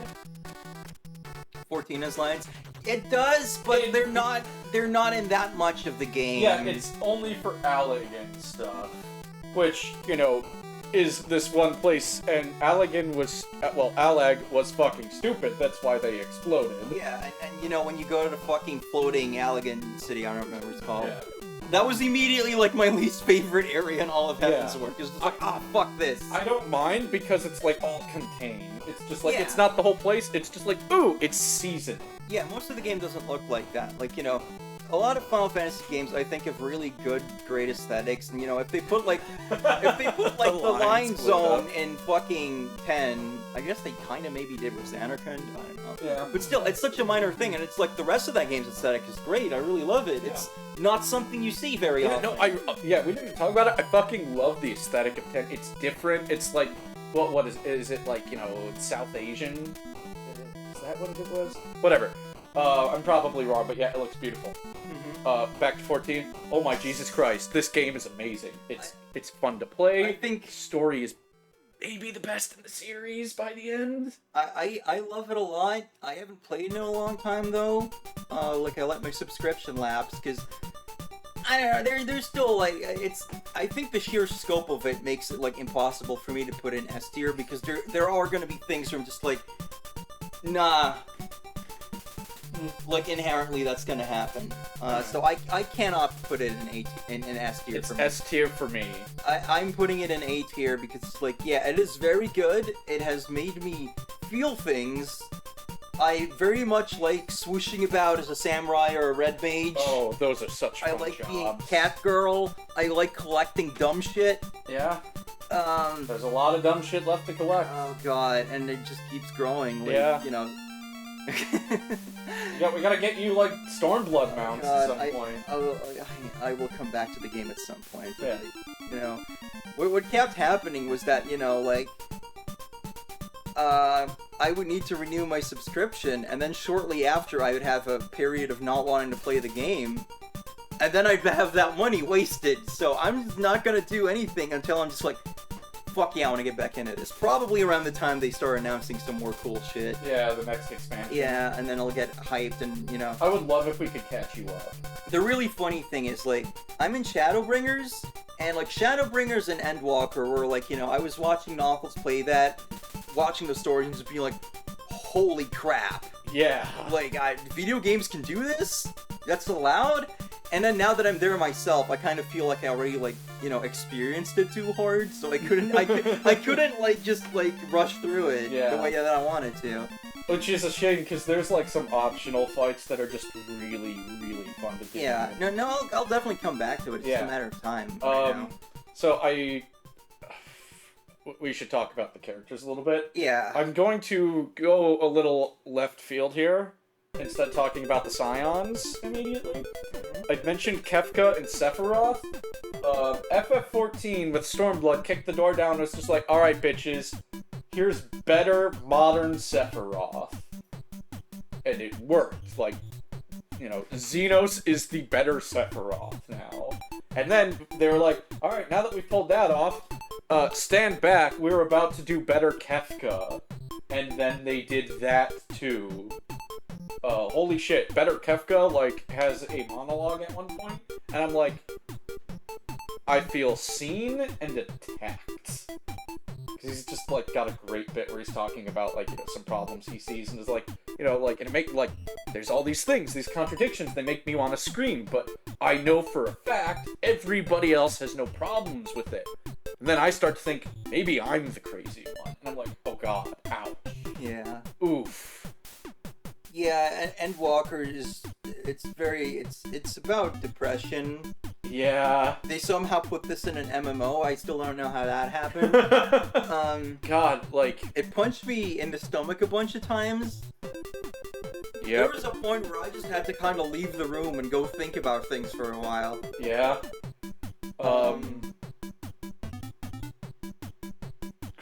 Shadowbringers is just like, a bunch of like feels punches too. Yeah. And, depending on like, the player, like Heaven's Word and Stormblood will do it too. Maybe even parts of ARR. Yeah. I am of the opinion that like the writing gets better with each expansion. Mm-hmm. So I am like one of the weirdos who thinks Stormblood is better written than Heaven's Word because like they go out of the gate being like, all right, what did people really like in Heaven's Word? Character stuff. We're putting in a bunch of character stuff. Yeah. ARR, people say it's bad. I think it's fine. With the caveat that it's best experienced in chunks. Like, you play a little arc. Yeah. Like, here's your introduction to the city arc. Here is your, going to the other cities arc. Here is your establishing yourself as an adventurer arc. Here is your joining the Scions arc. And then here's the various primal arcs. Yeah. Like, that's the best way to tackle A Realm Reborn. Bonus points if you can have a second screen playing something as background noises because you're going to want it. Then in Heaven's Word, that shit's got your attention as soon as, like, the party forms and the capital Q quests. Not before, mind you, because people are always like, oh, just rush through ARR and then Heaven's Word is really good. Heaven's Word starts pretty bad. Yeah. And I think you're, like, kind of, like, discounting ARR too hard because, remember, ARR takes place over 50 levels. Every expansion is 10 levels. Mm-hmm. And I'm sure that there's, different number crunching there, but, like, ARR is a lot longer. You're not supposed to just treat it as one long story arc. Yeah. And, it starts pretty slow, like, because I remember, like, Wally getting me into the game, and, like, we did that whole... first time. We did that whole first arc, which I quite liked. I was in Gridania. And then you don't even get to do, like, a dungeon for ages. I didn't even realize they were in the game. And then dungeons exist and are good, but it is very confusing the first time. Yeah, when I finally, like, the first time we tried the game, I hated it. 3 years later, I picked up, like, my spot in the trial again and liked it a lot more. Mm-hmm. Eventually decided, you know what, fuck it, I'm just gonna take the plunge, and from level 1, I enjoyed it so much more. I liked that opening Ul'dah arc I did. Maybe one day I'll experience the other ones. We should talk about the characters because there's so many amazing characters. We're gonna start with Y'shtola. Wow. Yeah, like... What a woman. The main group of, like, the Science of the Seventh Dawn, like, generally all really fun characters that you want to, like, be around. Y'shtola is too powerful. Yes, they need to keep coming up with reasons to put her out of the plot until, like, Shadowbringers and Endwalker, where they seem to have finally be like, okay, this is how we can write around her. Thancred is a fun mess of a human being. Literally, he's the only human in the group. Yeah. Unless, your Warrior of Light is human like mine. I'm a cat girl. Yeah. The twins are great. God, everybody in the Scions is really Yeah, good. I like- even like Lise, and Yeah. some people will try to fight me about So that. some of these characters take a long time to really get somewhere, because, like, the twins, like, you meet them briefly, and then they're not there for ages. Alphino shows up, and it's just, like, a complete cock, because, you know, he's a teenager, and he thinks he's hot shit because, you know... He's a teenager who's graduated from college. Think about that. What that would do to you as a teenager. Smart teenagers Ugh. are, like, the worst people, and I say this as someone who, like, skipped grades. I'm well aware, like, and you know, here you have someone who's, like, way the fuck smarter than me at age 15. Mhm. So, of course, this kid's gonna suck. Yeah. Especially because, you know, he comes in after you've just had, like, you know, one of the few really big gut punches in ARR. Yep. He just comes in like, yeah, we're gonna do this thing, and I'm like, we are? You work Fuck for me you. now. And then you have to go to Ishgard, and everyone's an asshole there. You know? Except Orchiffon. Yeah, he rules. He's a bro. But, like, you know, the Titan arc sucks. That Ishgard stuff really got on my tits. And that's, you know, the stuff in ARR that doesn't work as well. But, like, Alphino grows into, like, an absolute badass over the course of it. Yeah. Like, you know, he gets one of the coolest, like, verbal beatdowns in Shadowbringers. Yeah. We're just like, whoa. To the point that, like, the guy he's insulting, like, doesn't even realize what's happening for, Until like, a he's full... left the room. Yeah, for, like, a full 10 seconds. Like, Alphino just calmly, like, walks off. Did he insult me? It's so good! Oh man. Well, and the thing with Alphino being such a cock is the game knows it, and like the entirety of the patches of A Realm Reborn is dedicated to setting up just the ultimate humbling. Yeah, and then after that, he just has to, like, constantly, like, you know, reiterate, like, oh, I fucked up. Yeah. I am not the hot shit I think I was. Yeah. I thought I was. God, all the Scions are really cool. Some of them don't really get a chance to be cool for very long, and I don't blame them for it. Like, a lot of people are not huge fans of Minfilia. I really like Minfilia. But I absolutely get when people say, like, they don't like her, because, well, they wrote her out of the game. Spoilers. They wrote Minfilia out of the game right when the writing got good. Yeah. So she didn't really have that chance. Which is a shame. Yeah. Some other people Hey, were we like... finally got some FF music up in here. Some people, like, some Scions, like, leave the story for a little bit and then come back and then they're gone and, you know, they only just got, like, a little bit of a chance to be cool. Yeah. Like, you don't really get Alizé until Stormblood, really, when it comes to, like, big content. Yeah, and then, And, like... she is good there, She but... is very good. Before that, you're just like, wasn't there another Alphino? She is such a fun brat. She's, like, differently full of herself than Alphino, but also kind of aware that she's like, I'm full of myself. Probably not a good thing. You've got Estinian, the ultimate himbo. Yes, he's great. Urianger, who, like, sometimes gets on my tits because he won't talk like a normal person, but then he'll pull some insane gambit out of his ass and just be like, oh, he was in control of everything the whole time. He is really a background character. The first time I really liked him was in the Heavensward patch stuff with the Warriors of Darkness. And it wasn't until Shadowbringers where they're like, let's give him a new outfit finally and let him actually be, like, consistently part of the party, where it's like, oh, shit, I actually really like him now. And, you know, we'll get crucified if we don't bring up everybody's favorite fucking catboy, Grahatia. Yeah. I mean, I was kind of going in order as usual, so that's why we hadn't gotten to him yet. Yeah. I mean, he's around earlier, but he doesn't, like, really become a thing till later. And He's introduced in a, like, not particularly awesome raid quest line. It's okay, but that starting bit's a little not great. The problem is that, like, they didn't know how to make raids yet. And if you play them now, it's just gonna be a fest of everyone ignoring all the mechanics and you being like, wait, so what do you do in a raid exactly? Yeah, and then you play Bring Heavensward. friends. And then you play the Heavensward raids. You're like, oh, now I get it. Eve says, Wooly will be sad if you don't mention Carl and Tatari. You don't want Wooly to be sad. Yeah. If he didn't want to be sad, he should have been here. Kryl. So there's also a Kryl in this game. She wears the, like, iconic White Mage FF5 Kryl outfit. She is a Lalafell. Oh shit, Wooly is here. Yeah. Kryl's great. She's an absolutely devious monster when she's working with Tataru, given how now they I handle feel like the an asshole and notice Wooly came back. He only commented like once or twice. I saw this stuff. And then Tataru is the most dangerous secretary in the universe.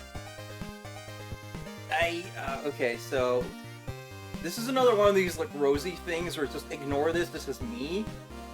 But, like, Tataru being such a meme kind of devalues her for me. Especially because, you know, I'm really uncomfortable with the whole thing where she, like, has a bunch of people jump you to get your measurements. And it's like, you know, supposed to be funny, but I'm just like, please just ask.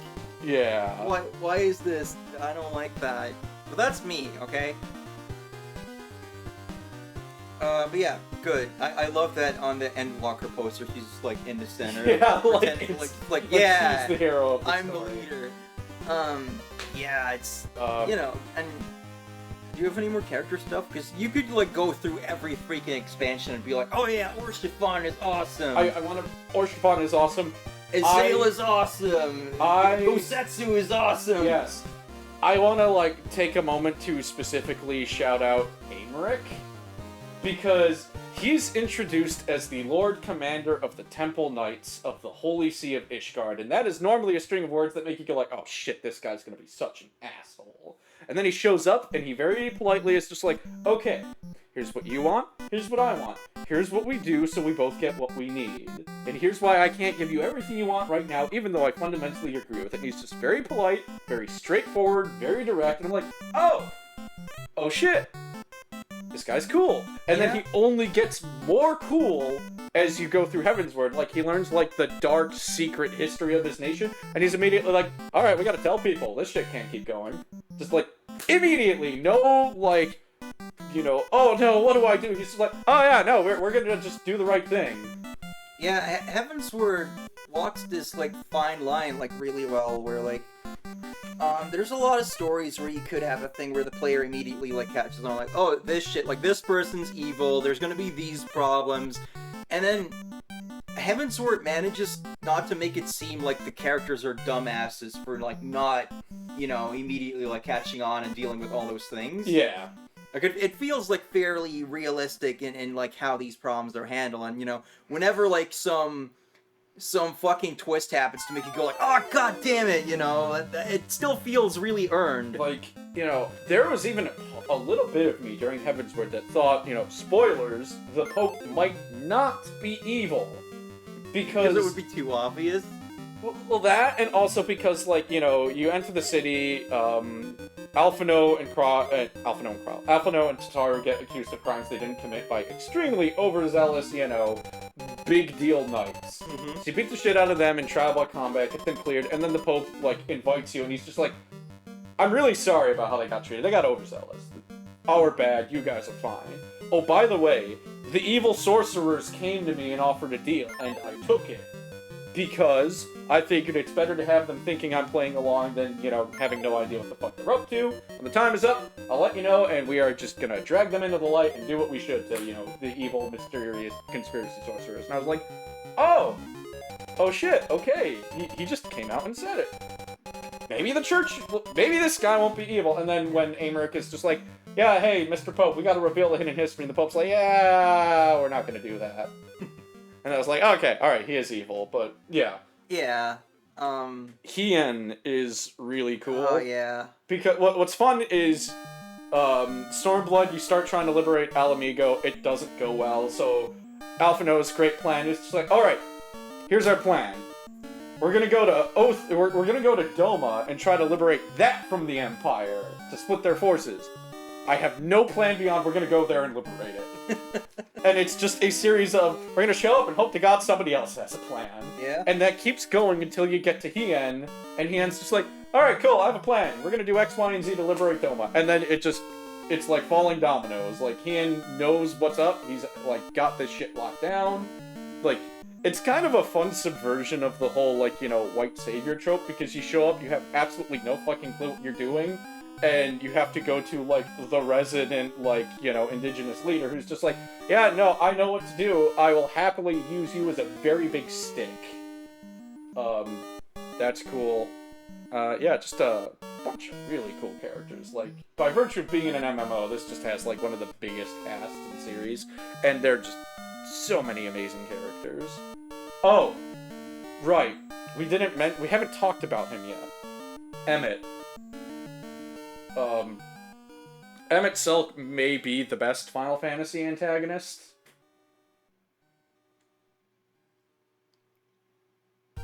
Like, Sure. just, yeah. There's, like... Can't really discuss it without just spoiling Shadowbringers. I don't want to spoil everything, but holy shit, what a good antagonist.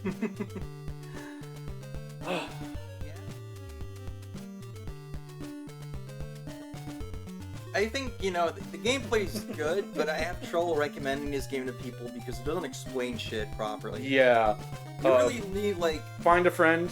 Find a friend who's, like, you know, very patient and, like, is able to, like, articulate things properly because, you know... I would get into, like, fucking Heavensward dungeons and be like, what is that weird ringing noise I keep hearing? And what are these arrows? Yeah. And then everyone would die. Which is bad.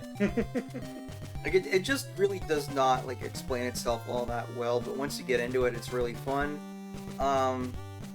Stormblood solo duties can suck my ass. They are overtuned or stupidly gimmicky. Yeah, they had not quite figured them out yet. They don't explain shit, and then if you, like, fuck up, like, you know, trial and error can be, like, forgivable if it's, like, you know, you die and then you're like, oh, that's what happened, now I can do it right. But then you get sent back so fucking far. Like, I had to do that entire goddamn solo duty where it was just like, did you know there's PvP in this game? You should play the PvP. Here's the PvP with NPCs. And then you have to fight fucking, Rauban, and he does this thing where it's like, oh, you gotta attack, like, the weapons, or he just kills you. Yeah. And then if you don't realize that immediately when he does it, you're too late. And then you die, and you have to do the entire thing again. It's really annoying. And then there's the stupid fucking King of the Hill bullshit in the steppe. Fucking Magni. Little son! Yeah, at least he gets, like, fucking destroyed. By Y'shtola in a sentence. Yeah, which is pretty good, but that's not till glorious. later. So yeah, that's a thing. But yeah, on the whole, I like it. It's good. We've been talking about this game for a long time. We've been streaming for 2 hours. Yeah, and here I thought we were gonna need to get to other tier makers. Final Fantasy 15. I don't like this game. I do. I would put it... Where did I put it? I think I would put it B tier. It's another one where it's like, I didn't play the whole game, so I'm not totally sure where I should put it, really. But, like, I don't like the gameplay.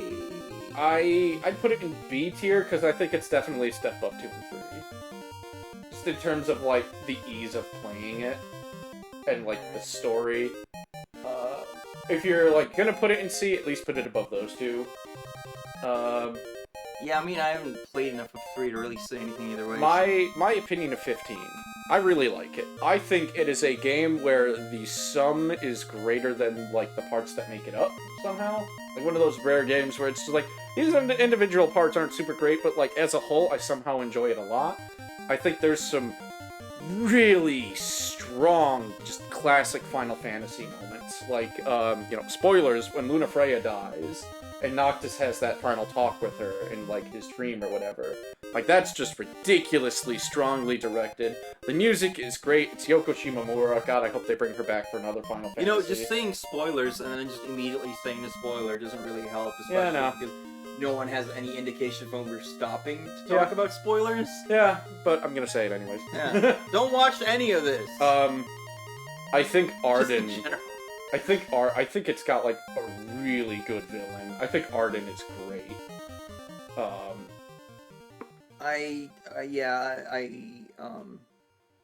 don't really like the way it plays. The magic's fucking stupid. Prompto killed me with a firebomb in a cave.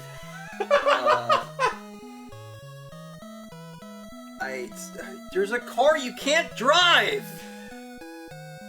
Like, it feels a lot like the same thing with 13 of just like, who put these people in charge of a multi-million-dollar project? Yeah, that game's like, development was trouble. Don't put people who don't know what they're doing in charge of this shit. Yeah, it's an honest-to-God miracle that game came out. You can drive the car in the world of shit. You can drive it if you turn it into a monster truck. No, but it's literally just like, yeah, just hold X and the car will drive. And it's just like, why the fuck is it even a gameplay thing then? Just make it a cutscene, but they just looked at what other games were doing. They were like, okay, we had an open world. I guess we can kind of have that maybe a bit as a treat. And they, you know, hide cutscenes by having people talk while you, like, go to places. And then they forgot to just actually let you drive the car, so instead it's just like, hold X to have Gladio talk at you. Yeah, like, the game's got problems. I like it. You know, it's a weird thing where, like, you know, it's greater than the parts that make it up. Like I said, it's just a weird one. Anyways, 16. Where is 16? Oh, it's over here. I can't. It's too far. I put all these things, we don't know what they are. So where are we putting this, boys? Oh, God, maybe recency bias, but I kind of want to put in S. Is it, you know... I might... I don't... You know what? I say I put it just... Let's just put it just behind 14. Is it really better than 5, though? I don't know if it's really better than 5, ultimately. I feel like we're too close, honestly. I'm just gonna put it here for now. Yeah. I would probably put it above 5. God, this game's really good. Really good. The combat is fun. Anybody who's like, oh, you could just press square to win. I'm like, yes, you can. I hope you enjoy fights taking fucking hours. God, I think, like, the story has some issues. Like, I think there's a few things they cut from the script. For the most part, I think it's a really good story. Oh, you think that? Yeah. Tell me all about it, honey.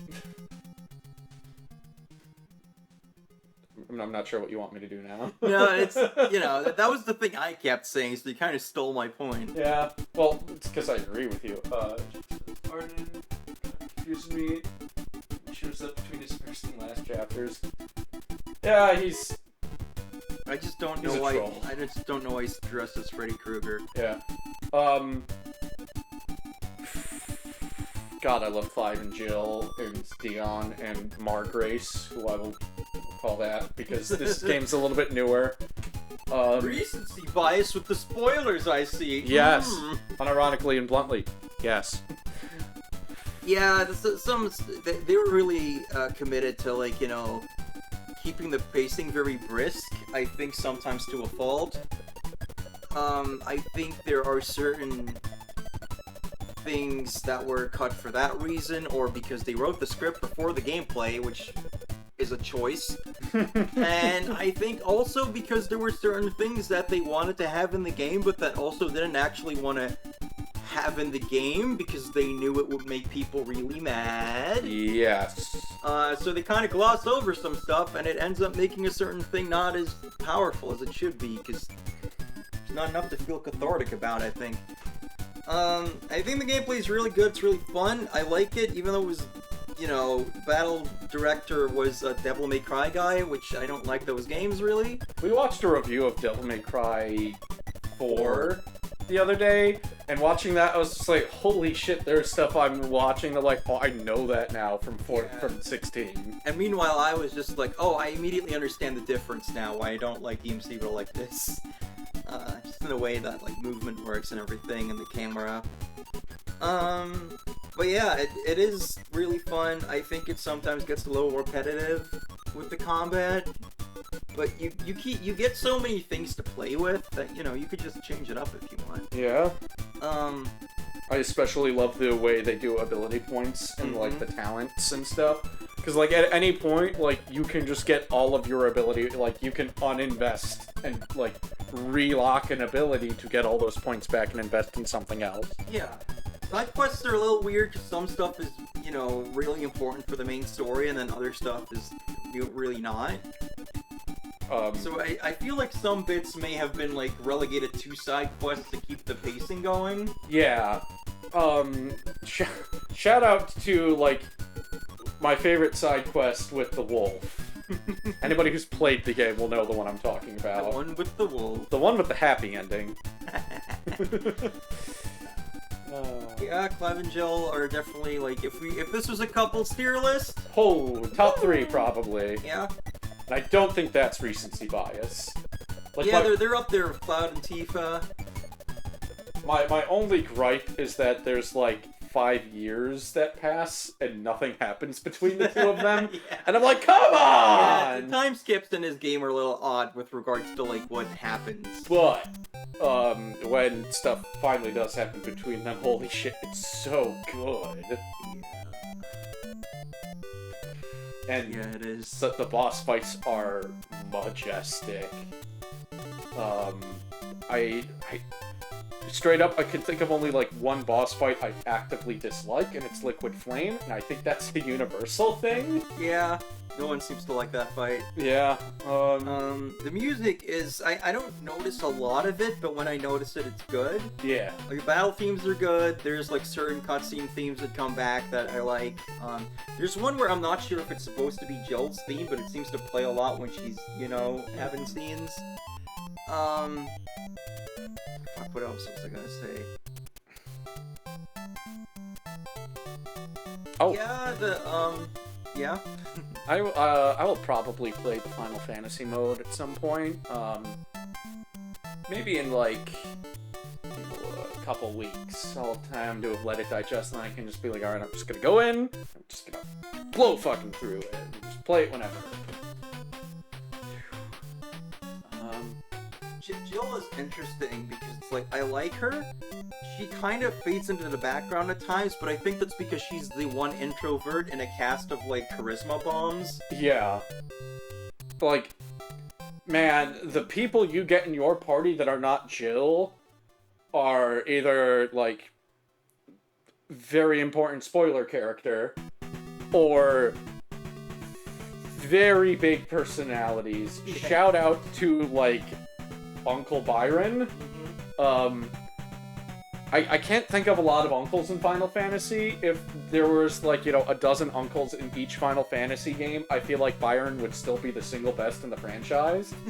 He's just so much fucking fun to have around. I remember what I want to say. In advance of the game, they released Clive's like theme song, and I didn't really like it at the time. I thought it was kind of generic. But when you hear it in context of the game, it hits every time because it's like an anime hero theme song where it plays and you know, like, oh yeah, someone's about to get punched in the face. A lot. A lot. Yeah. I like most of the villains. The iffy one is Barnabas. I kind of want to say he works a bit more for me than he did for you, but I'm not sure how much of that is just me not, like, actively disliking him.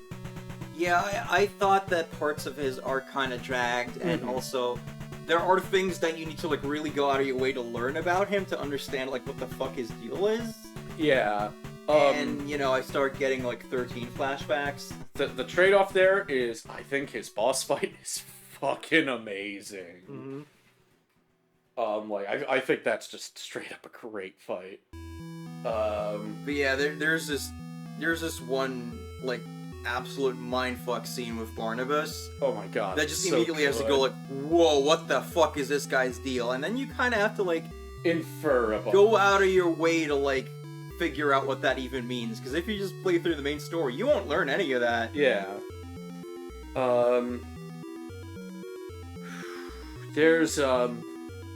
There's some, like, there's a couple really great villains. Shout out to, like, Clive's mom, who might be the single most loathsome woman in all of Final Fantasy. God. Which means, like, she, like, you know, we have a main antagonist who's a woman in Ultimecia, and she still comes off as less evil than Clive's mom. I need the Hulk to come in and like, just, like, do the Loki thing to her. Yeah. My favorite thing is, like, when she's, like, freaking out, like, you know... This is not a spoiler. Clive will eventually meet his mom again after the prologue, and she's freaking out about one thing, and Clive just is like, have you not looked out the fucking window? And I can't give you more context than that, but it's just amazing. Man, I don't even know why I bother, like, filing any of these things here, because, like, I don't think we're going to talk about any of these spin-offs. Yeah. This is their FF tier list. Here you go. That's it. Yeah. Yeah. Should we do another tier list? I guess. What else are we gonna do? We could do like Mega Man. Yeah. Hey, the Mega Man music's playing. Yeah. About Tactics, I haven't played Tactics. We have it on PlayStation. Like, we've got an OG PS1 Tactics. We'll get to it eventually. My cheeks asleep. Oh! What about a Fire Emblem tier list? Sure. Less games. No, more games. Probably.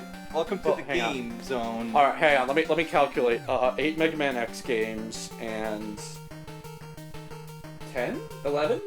Classic Mega Man games? So... Okay, so we can really quickly just, be like, bottom. Yeah. Which one's that? That's Thracia. Okay, yeah. Put New Mystery in there. I mean, neither of us technically played New Mystery. Yeah, but it's also a Pokemon game for Mida. So, just for, like, the principle of the matter, we should put it in D? Yeah, it makes Mida happy, therefore D. Sure. Alright. Shadow Dragon I will put in C. Because, I think there's, I think it's in the lower tier of the franchise. Just having seen the other games, not necessarily played them myself. But I think it's still telling, like, a decent lore epic, and, like, I painted over it, like, in my head, because I was like, oh, it looks like Lodos. So I can just really easily, like, clean up the character designs in my head. Honestly, like, the 3D models didn't bother me too much, but also, again, I was, like, imagining Lodos shit in my head. Yeah, I will never play that, because I could just be playing fucking Mystery on the SNES. Do we want to do this one? Yes. A? Yeah. Or S? Oh, okay. I'm putting it up there. Shit, it's definitely one of my favorites. God, everything you say about this makes me more excited for it. Like when I finally and I know that's a hot take, but I don't give a shit. We have we have separate things for Echoes and for Gaiden. Yeah, like everything's here. What do we want to do with Gaiden? I mean, I haven't played Gaiden specifically. We just want to leave it off? We should just ignore those because, it's like, we don't play those because the remakes are better. Yeah, except, these things. Yeah. Whatever. But yeah, it's, Echoes is definitely going to be up there, right? Yeah, do we want it in S or A? I don't know. It does have its parts that, like, annoy me. I'd say... But it's also got, like, some of the best shit in the franchise in it. My heart wants to put it in S, but I think it makes more sense in A.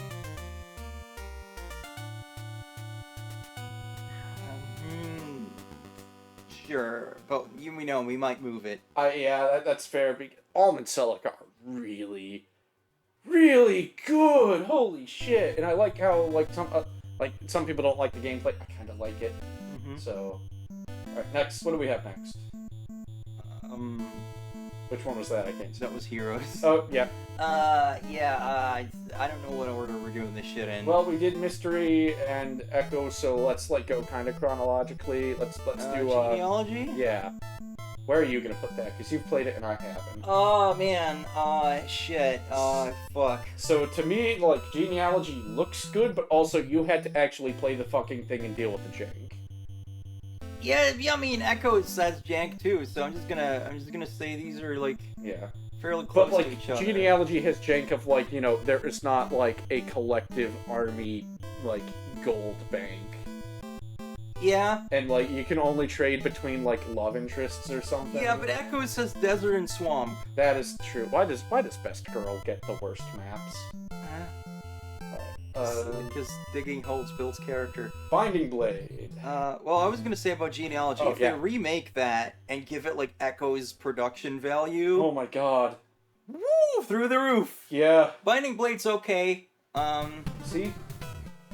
Yeah, I would put it above Shadowrun. That's fair. I think Shadowrun is really ugly. And I don't understand why you wouldn't need to have the map screen and the battle screen at the same time. That ruins everything. Okay, so my question is, are you putting Blazing Blade in S or A? I'm gonna put that in A. I don't think it's as good as these two. That is fair. It has a lot of stuff I really like. The animations are gorgeous. The soundtrack is excellent. It has Lynn. It has Lyn. It's also, you know, again, it has Lyn, which leads into this game's balanced pretty badly, and it's got some maps to piss me the fuck off, and I don't understand why important plot details are hidden behind get Nils to level 10 in Lyn's story, and then do some fuck shit in Hector mode, and then play some really annoying maps with anti-magic fields. So, you know, that pisses me off a bit. A lot of people clown on the story for this. I think it's really good, though.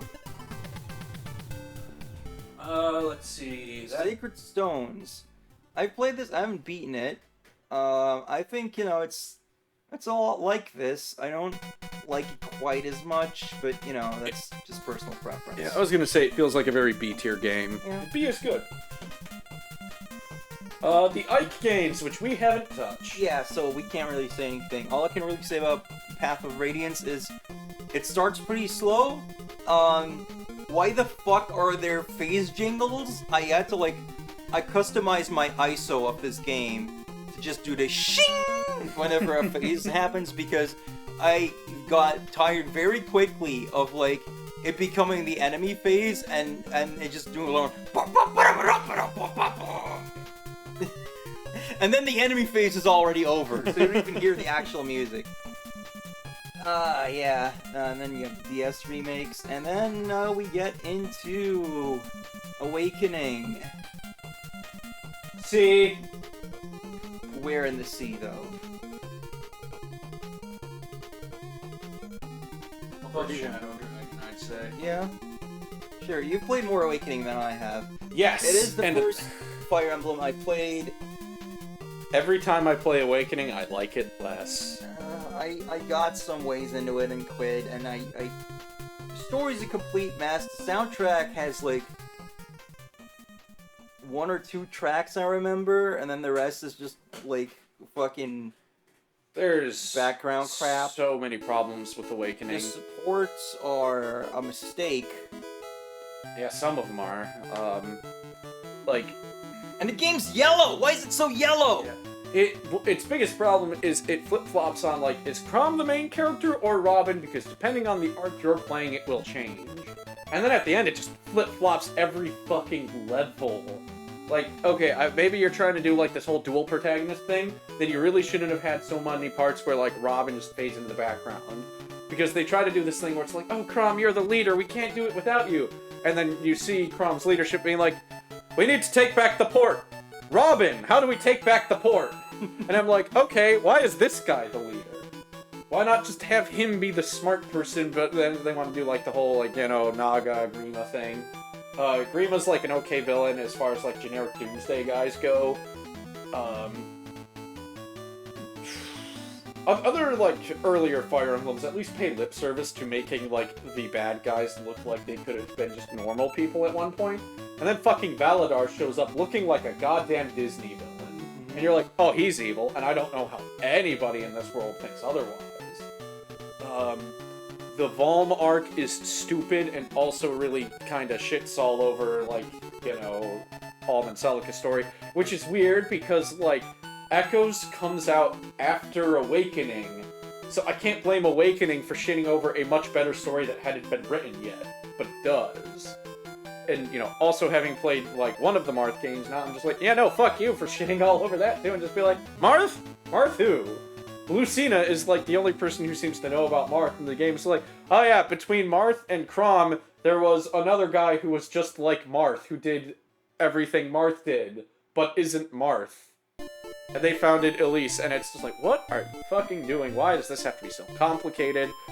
The characters aren't grating, but they're really not super interesting either. Lucina is a good character.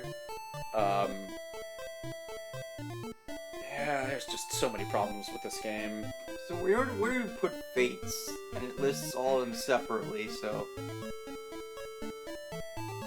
I'm gonna catch a lot of flack from this. I will put Conquest in D. Alright. Because the story is stupid, and stupid in a different way than Engage. So where are we putting it? I'd I'd say put it above New Mystery, because it's not like it misses the point of something that already existed.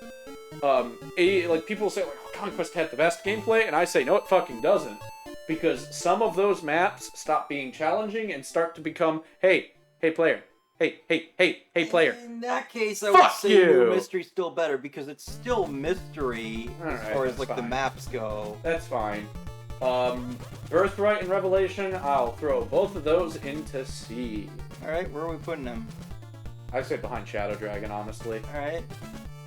Birthright is like a bog standard, like save your country from the evil empire game.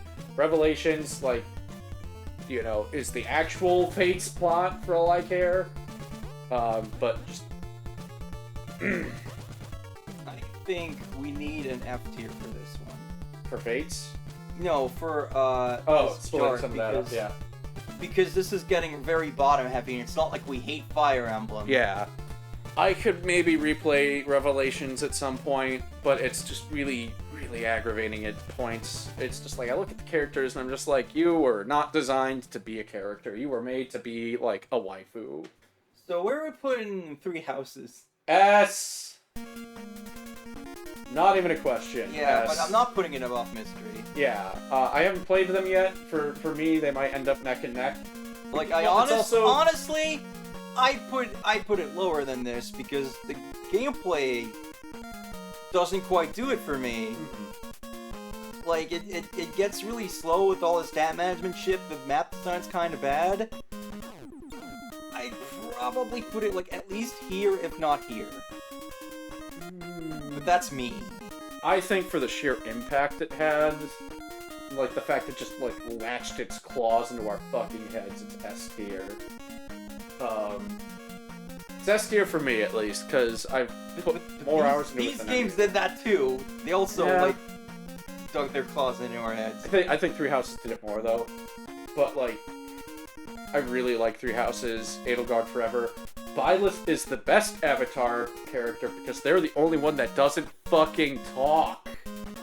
So I can at least make Byleth an interesting character in my head, whereas if I do that for, like, you know, Robin or Corrin or, God forbid, Alear, I'm like, here's the interesting way this Avatar character would react to the story.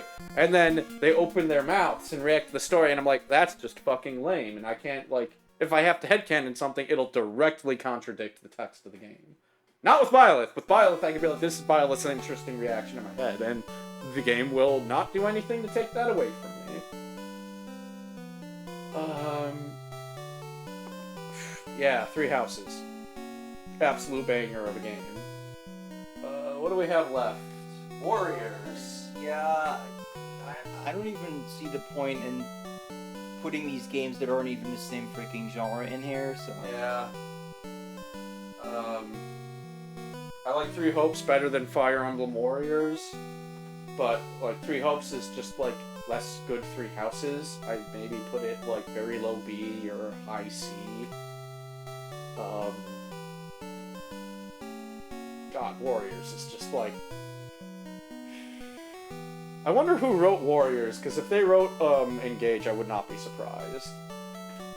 Because Warriors also just has, like, the most bog-standard, like, Fire Emblem plot that's not even trying, to the point where, like, the evil dragon, like, I think in the dub their name is, like, Velzark or something, but in, like, the original Japanese, the bad guy dragon in Fire Emblem Warriors is named, and I'm not kidding here, Evil Zerg. Evil Zerg, everybody. I don't know, maybe it's supposed to be pronounced, maybe it's supposed to be pronounced like Evelzerg or something, but like, you know. Evil Zerg, that's our bad guy. Spectacular work, writers. Yup. So that's our Fire Emblem tier list. Yeah, I need to pee. Go pee. So I will be right back. Yeah. Do we still have our BRB text in here? I haven't used it in ages. Yeah, there it is. I'm here, but I'll be on my phone. Wow. Feel free to comment, and I might respond.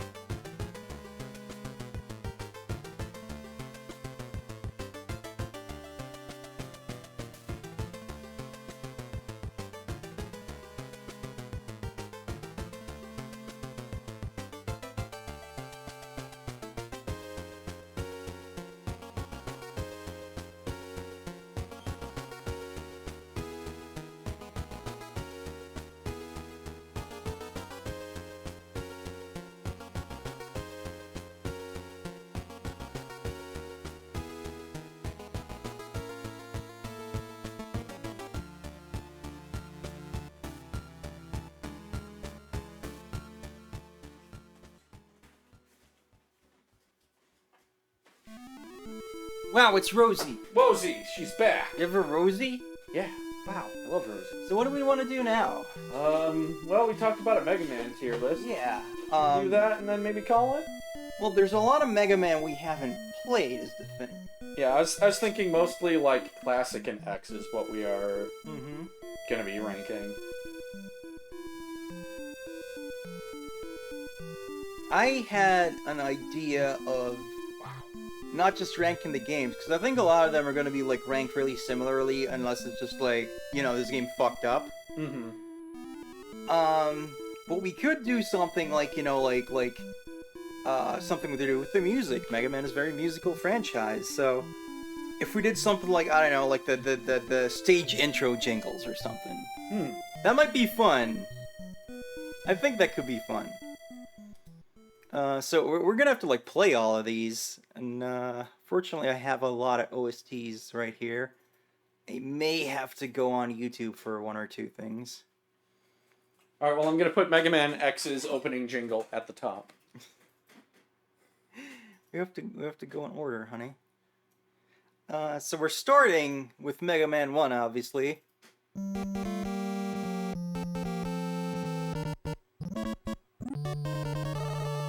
So that's the classic, right? Like, you know, the melody's there, but it's not quite there yet. Like, if you listen to this, like...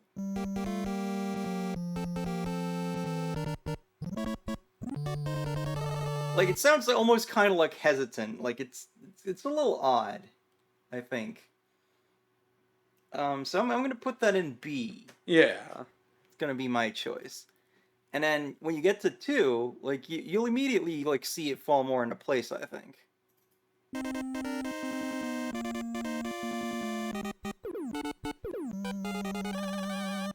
Like, I think there's a reason that gets used way more in, like, videos and stuff by people, so... Yeah, absolutely. Well, like, you know, Mega Man 2 is the one where, like, Mega Man became a thing. Yeah.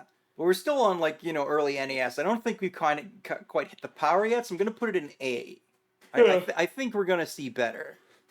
Oh, I know we will. Because I'm biased.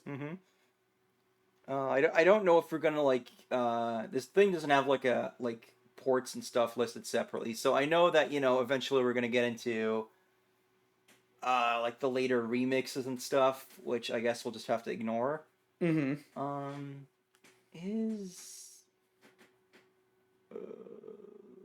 not even sure if this is literally every Mega Man game that exists, so we're just gonna have to see about that. But, right here we have Mega Man 3. So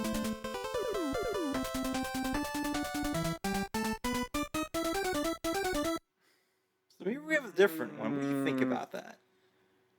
I don't know. I'm not really feeling that one, honestly. I still think it's, you know, it's got more power than the Mega Man 1 one. But, you know, it's not as iconic, I think. Mega Man 4, if this will load, that gives us...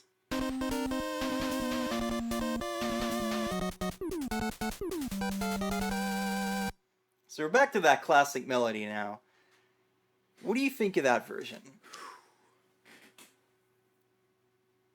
I might like it more than 2. Yeah, it's got the drums and stuff in it, right? Yeah. So it's a little more powerful. Shock and awe, as the games go on, they have a better understanding of how to get sound out of the NES. Alright, here's Mega Man 5.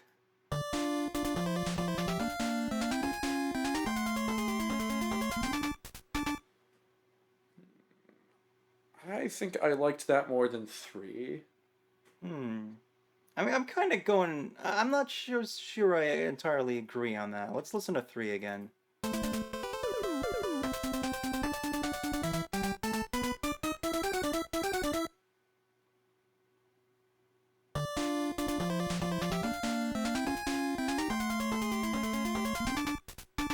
Yeah, okay. No, I say, like, above 1 but below 3.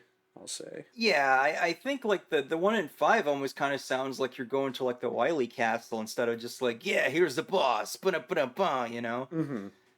Then of course we're finishing up the NES era with number 6. Oh, that's a stage select, sorry. That's incorrect. That could be its own freaking thing, though, because a lot of these stage select themes are cool.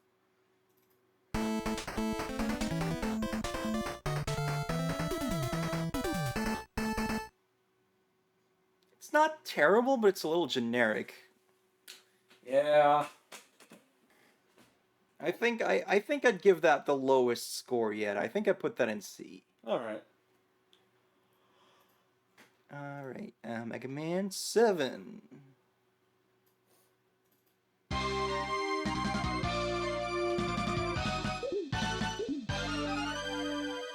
Why is there an owl hooting? Because birds. This one seemed a little, like, thin.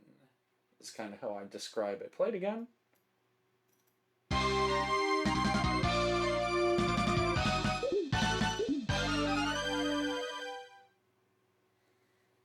What do you think? Well, I think, you know, it being on a Super Nintendo, like, it's almost, like, not really fair to compare it to others, because, you know, our number one right now is Mega Man 4 over here. Yeah.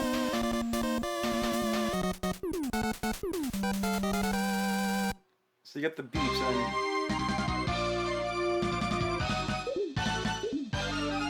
and this comes in just, like, sounding way more like something.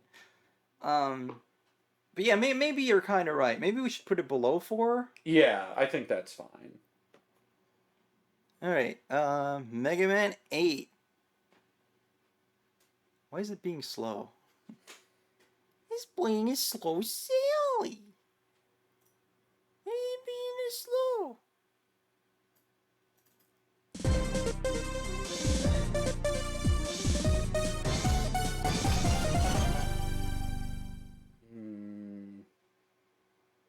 What do you think? I don't really like it. I don't really like MMA soundtrack that much in general because a lot of it's pretty low key. Yeah, I was thinking that this lacked impact. Yeah, I feel like the sort of musical direction they went with for a lot of 8 is like this should be in like a Tekken game or something. And because they kind of get stuck in that weird space, and it's supposed to be like it's fucking Mega Man. He's like a tokusatsu hero basically. So why are you chilling? So I would put that pretty low. But how low? How low can you go? Like, it's still the classic melody, so does that still make it better than 6? Is it better than 1? I'll say no. It's the lowest? Yeah, I'd say it's the lowest for me at least. Alright. Well, I'm pretty sure Mega Man 9 is just a Mega Man 2 one again, because they had a hard-on for that game. Yep, that they did. It's the same one. So, you can't even really count it. Yeah. And then I think Mega Man 10 does switch it up a bit, if I remember correctly. Let's find out.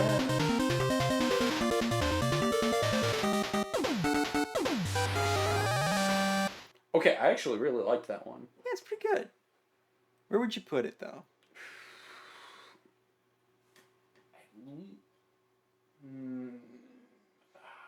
I'd put it in A, honestly. I don't know if I like it as much as like 4, 7, and 2 because it does very much feel like, oh, you know, it's that classic thing, so we gotta switch it up a little. Like, it feels a little too remixed to me. That's fair, yeah. Now I gotta see. I'm pretty sure I don't have the Mega Man 11 soundtrack around here. So I'll have to look that up. Boop, boop, boop, boop. Everything's slow.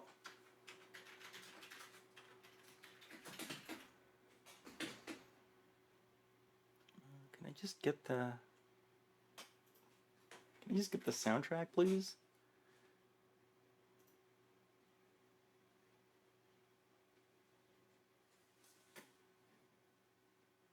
Game over. Okay, here we go.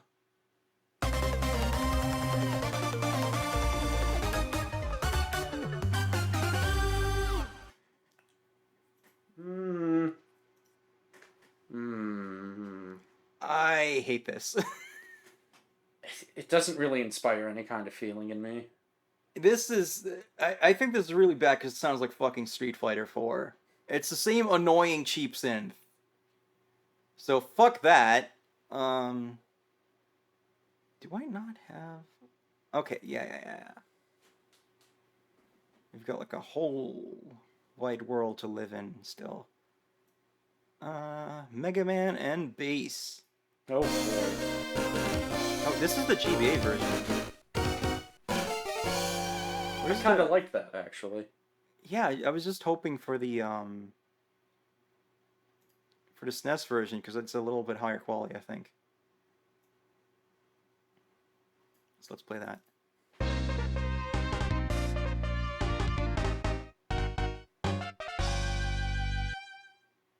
What do you think?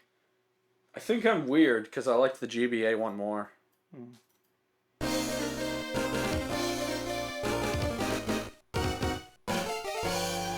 Feels like bigger, bolder, and more in your face. I guess I kind of see what you mean. Yeah. Well, we only have one Mega Man and Bass to distribute here, so where would you put it? I feel like A is kind of top heavy. So I think I do like it better than 10 though. yeah, actually. Do we want to bump 10 down? Maybe we should. So is Mega Man and Bass better than, you know, the classic Mega Man 2? It might be, yeah. And is it better than Mega Man 7?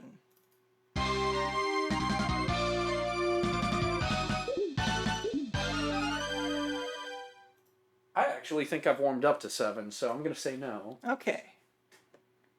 I'm getting character development midstream. This is important science that we're doing right now. Alright, what else have we got? We got Mega Man Powered Up, which I don't expect to sound great. I didn't really enjoy that soundtrack because for some reason I decided, oh, it's cute, so we can't have minor keys in the stage themes or whatever. But I don't know, maybe the jingle will be good.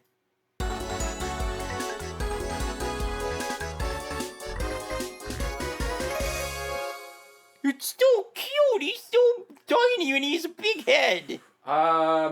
It's better than 11. Yeah, I'd say C, honestly. Yeah. Does it go above 8? Sure. Yeah, fuck it. Why not? All right. And now we're gonna get into there's the Game Boy games, which I don't think a lot of these are gonna sound like super crazy, but let's run through them real quick.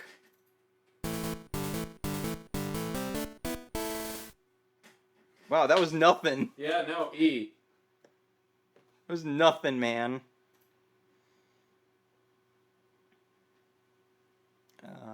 Shoot, I gotta... These are all like on the same disc because they're so short. Right, Mega Man 2 on the Game Boy has an issue where it was made by a deaf person. Yeah, that bottoms out, doesn't it? I'm sure there's like a ROM hack patch that like fixes that, but I don't know how the fuck that was released like that. What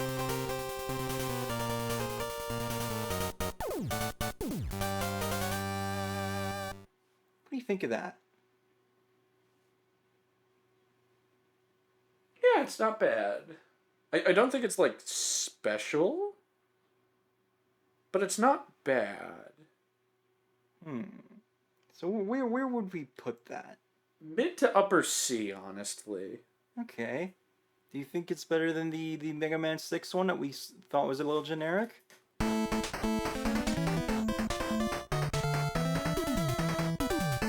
gonna say no. Okay.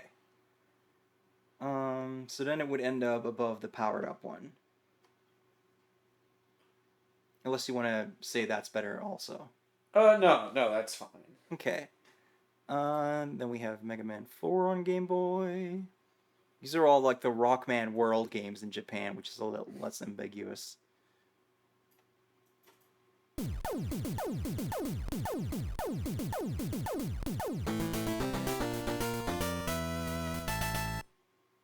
That took a while to go somewhere, didn't it? Yeah, and I didn't really care for where it ultimately went. Yeah, I mean, it's still better than the Mega Man 2, obviously, and, shit, where was I? Is it better than...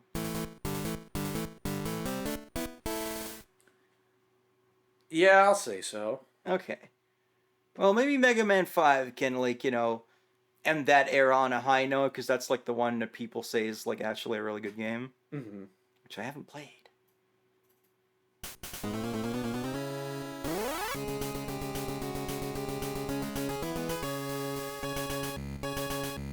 Man, that went to every place. Yeah. What do you think of that? I don't know.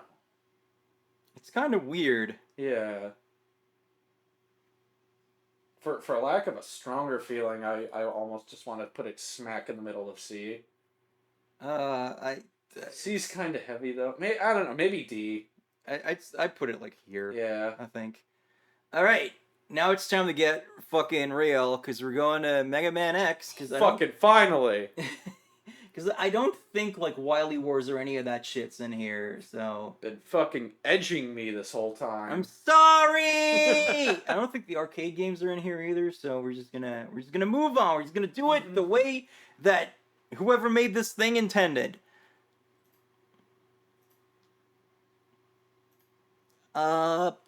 Dude, where's my Mega Man X thing? It's over here. I need to find it with great justice. So, this is obviously gonna rank pretty high. Turn that shit up, yo. S. It's an S. There's no question about it. It's an S. Yeah, like, what are you gonna do? It is, in my opinion, the best version of the classic jingle. I think that's pretty fair to say, yeah.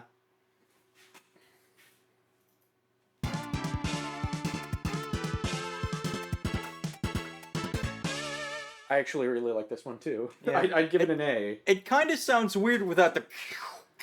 doesn't it? Yes. But it's different from the classic jingle, but it's also good. So I would put it an A. Where an A does it go, though? You got 4, 7, bass, and 2 up in here. I might put it above bass. All right. Yeah, I like a lot of these, so I'm gonna kind of defer to your opinion on a bunch of these, because it's like, yeah, these are cool. So here we're gonna have... I'm gonna assume this is just the SNES version of X3 here, for better or worse.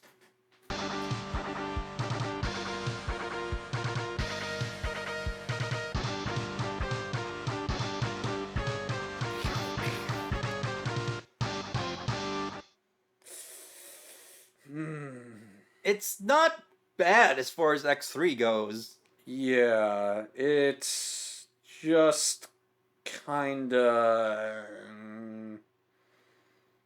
I would put it in B, probably. I'm just not entirely sure where in B. Yeah, it's probably fair. I might put it, like, below Mega Man 3. Yeah. Because I generally don't really like when the jingles, like, go on, like, a long time. And this one does kind of go on a bit. I don't know if we have the PlayStation soundtrack here. What I can tell you about it is they, instead of the normal boss intro, they changed it so that it's, like, little, like, animated clips, which is actually pretty cool.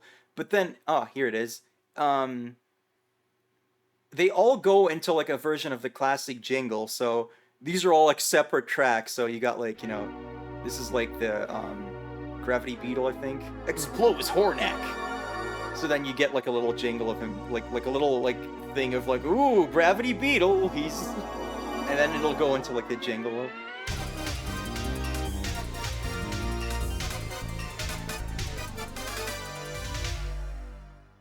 And I quite like that. But it doesn't have a separate spot on the tier thing, so it's kind of just a bonus round. What do you think of that? I think it's fine. I think it's kind of like a unique thing, and I'm a little sad that some of the like the cutscenes from PlayStation X3 aren't on Legacy Collection. Yeah. Okay, now we're gonna do this one, which like this is gonna rank pretty highly for me. X4.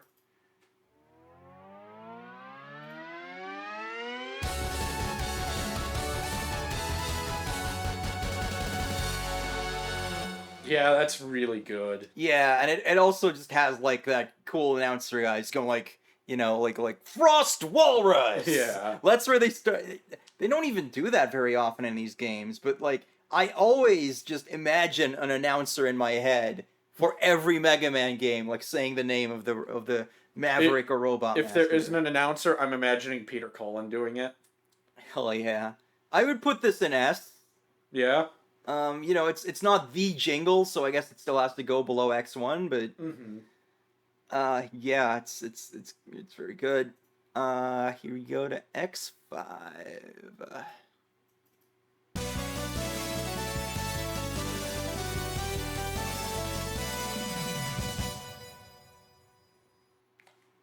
I actually kind of like it. I think it's a little on the weak side, personally. I'd put it in B. Yeah, okay, B is what I was thinking. Yeah, I put it like below X3 actually. Yeah. Like X5 kind of in general, like most of the tracks are a little weak to me. There's a couple I really like that are like, like high tier tracks for me. And then there's other stuff where I'm just like, this could have used some more time in the oven or like a different like production style. Here's X6, which it's X6.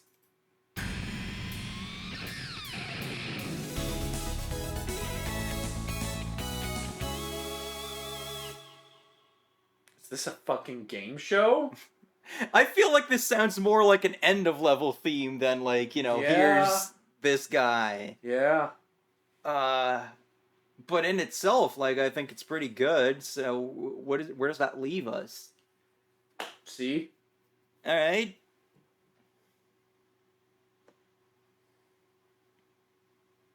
I guess we'll put it over here.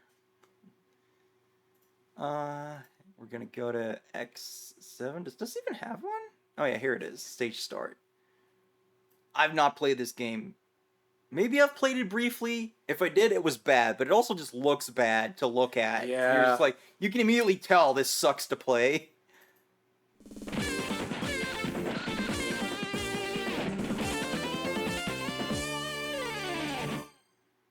Okay, so we have a real guitar, which X8 won't. But also, where the fuck is the bass? Bass! And again, I'm not really feeling a lot here. Like, yeah. it's like, yup, that is very serviceable. D. Yeah, I'd say it's better than 11 because it doesn't sound like complete garbage. But,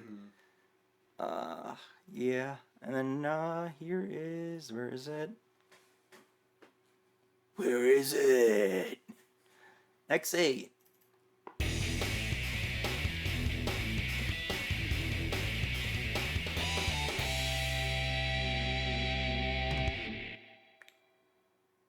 It's very simple, but it always gets me kind of pumped.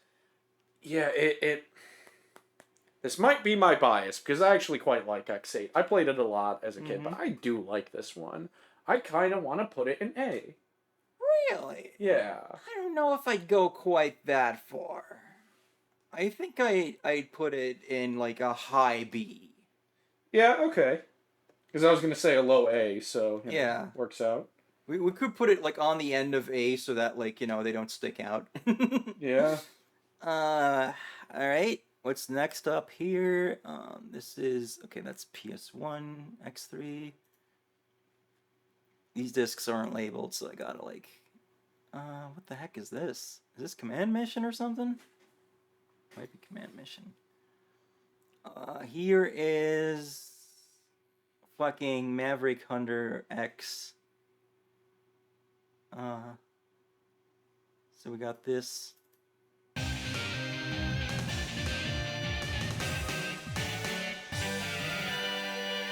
Yeah, this sounds like ass. This entire game sounds fucking bad. But do we have the iPhone version? I don't think that has its own soundtrack. The only saving grace is that it is the jingle. but that's about it. So I'm gonna put it like below 11 because this Alright. is fucking garbo. For bonus, here is Vile's stage start because he's a character for some reason in this.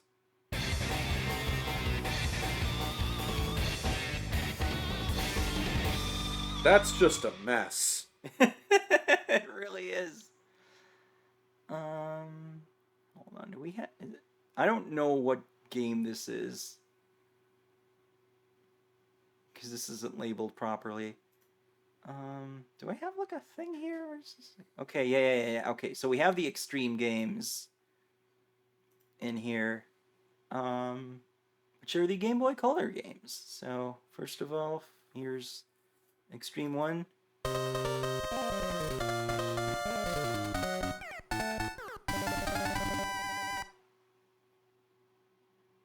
Not bad, honestly. Yeah. For a Game Boy Color game. Yeah. Where would you put that? I'm tempted to put it in B, but B is getting heavy. Mm-hmm. Maybe high C, maybe top of C. Yeah, sure. And then here's Extreme 2.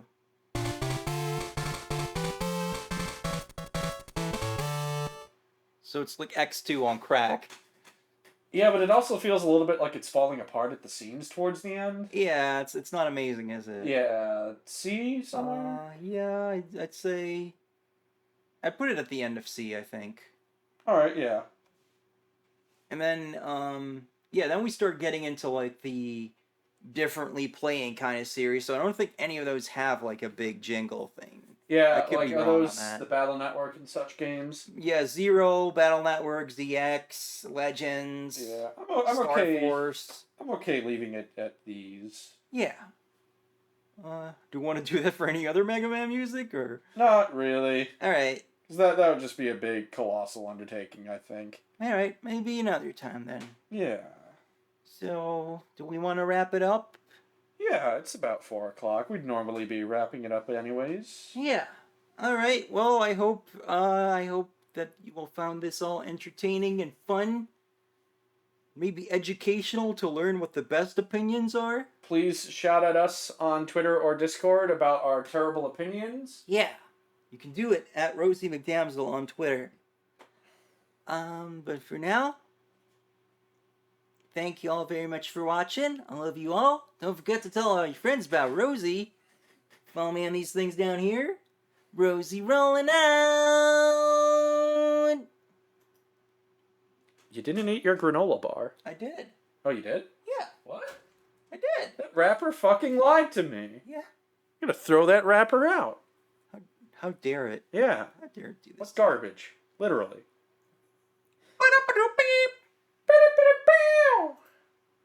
Oh wait, do I still have the one I made? I was gonna make a fan game at one point, and I was like, you know, of course I gotta make the jingle. Yeah,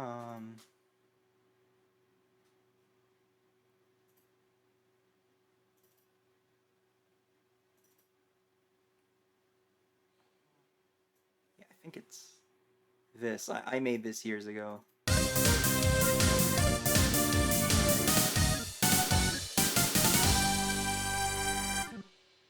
Shit, that's good.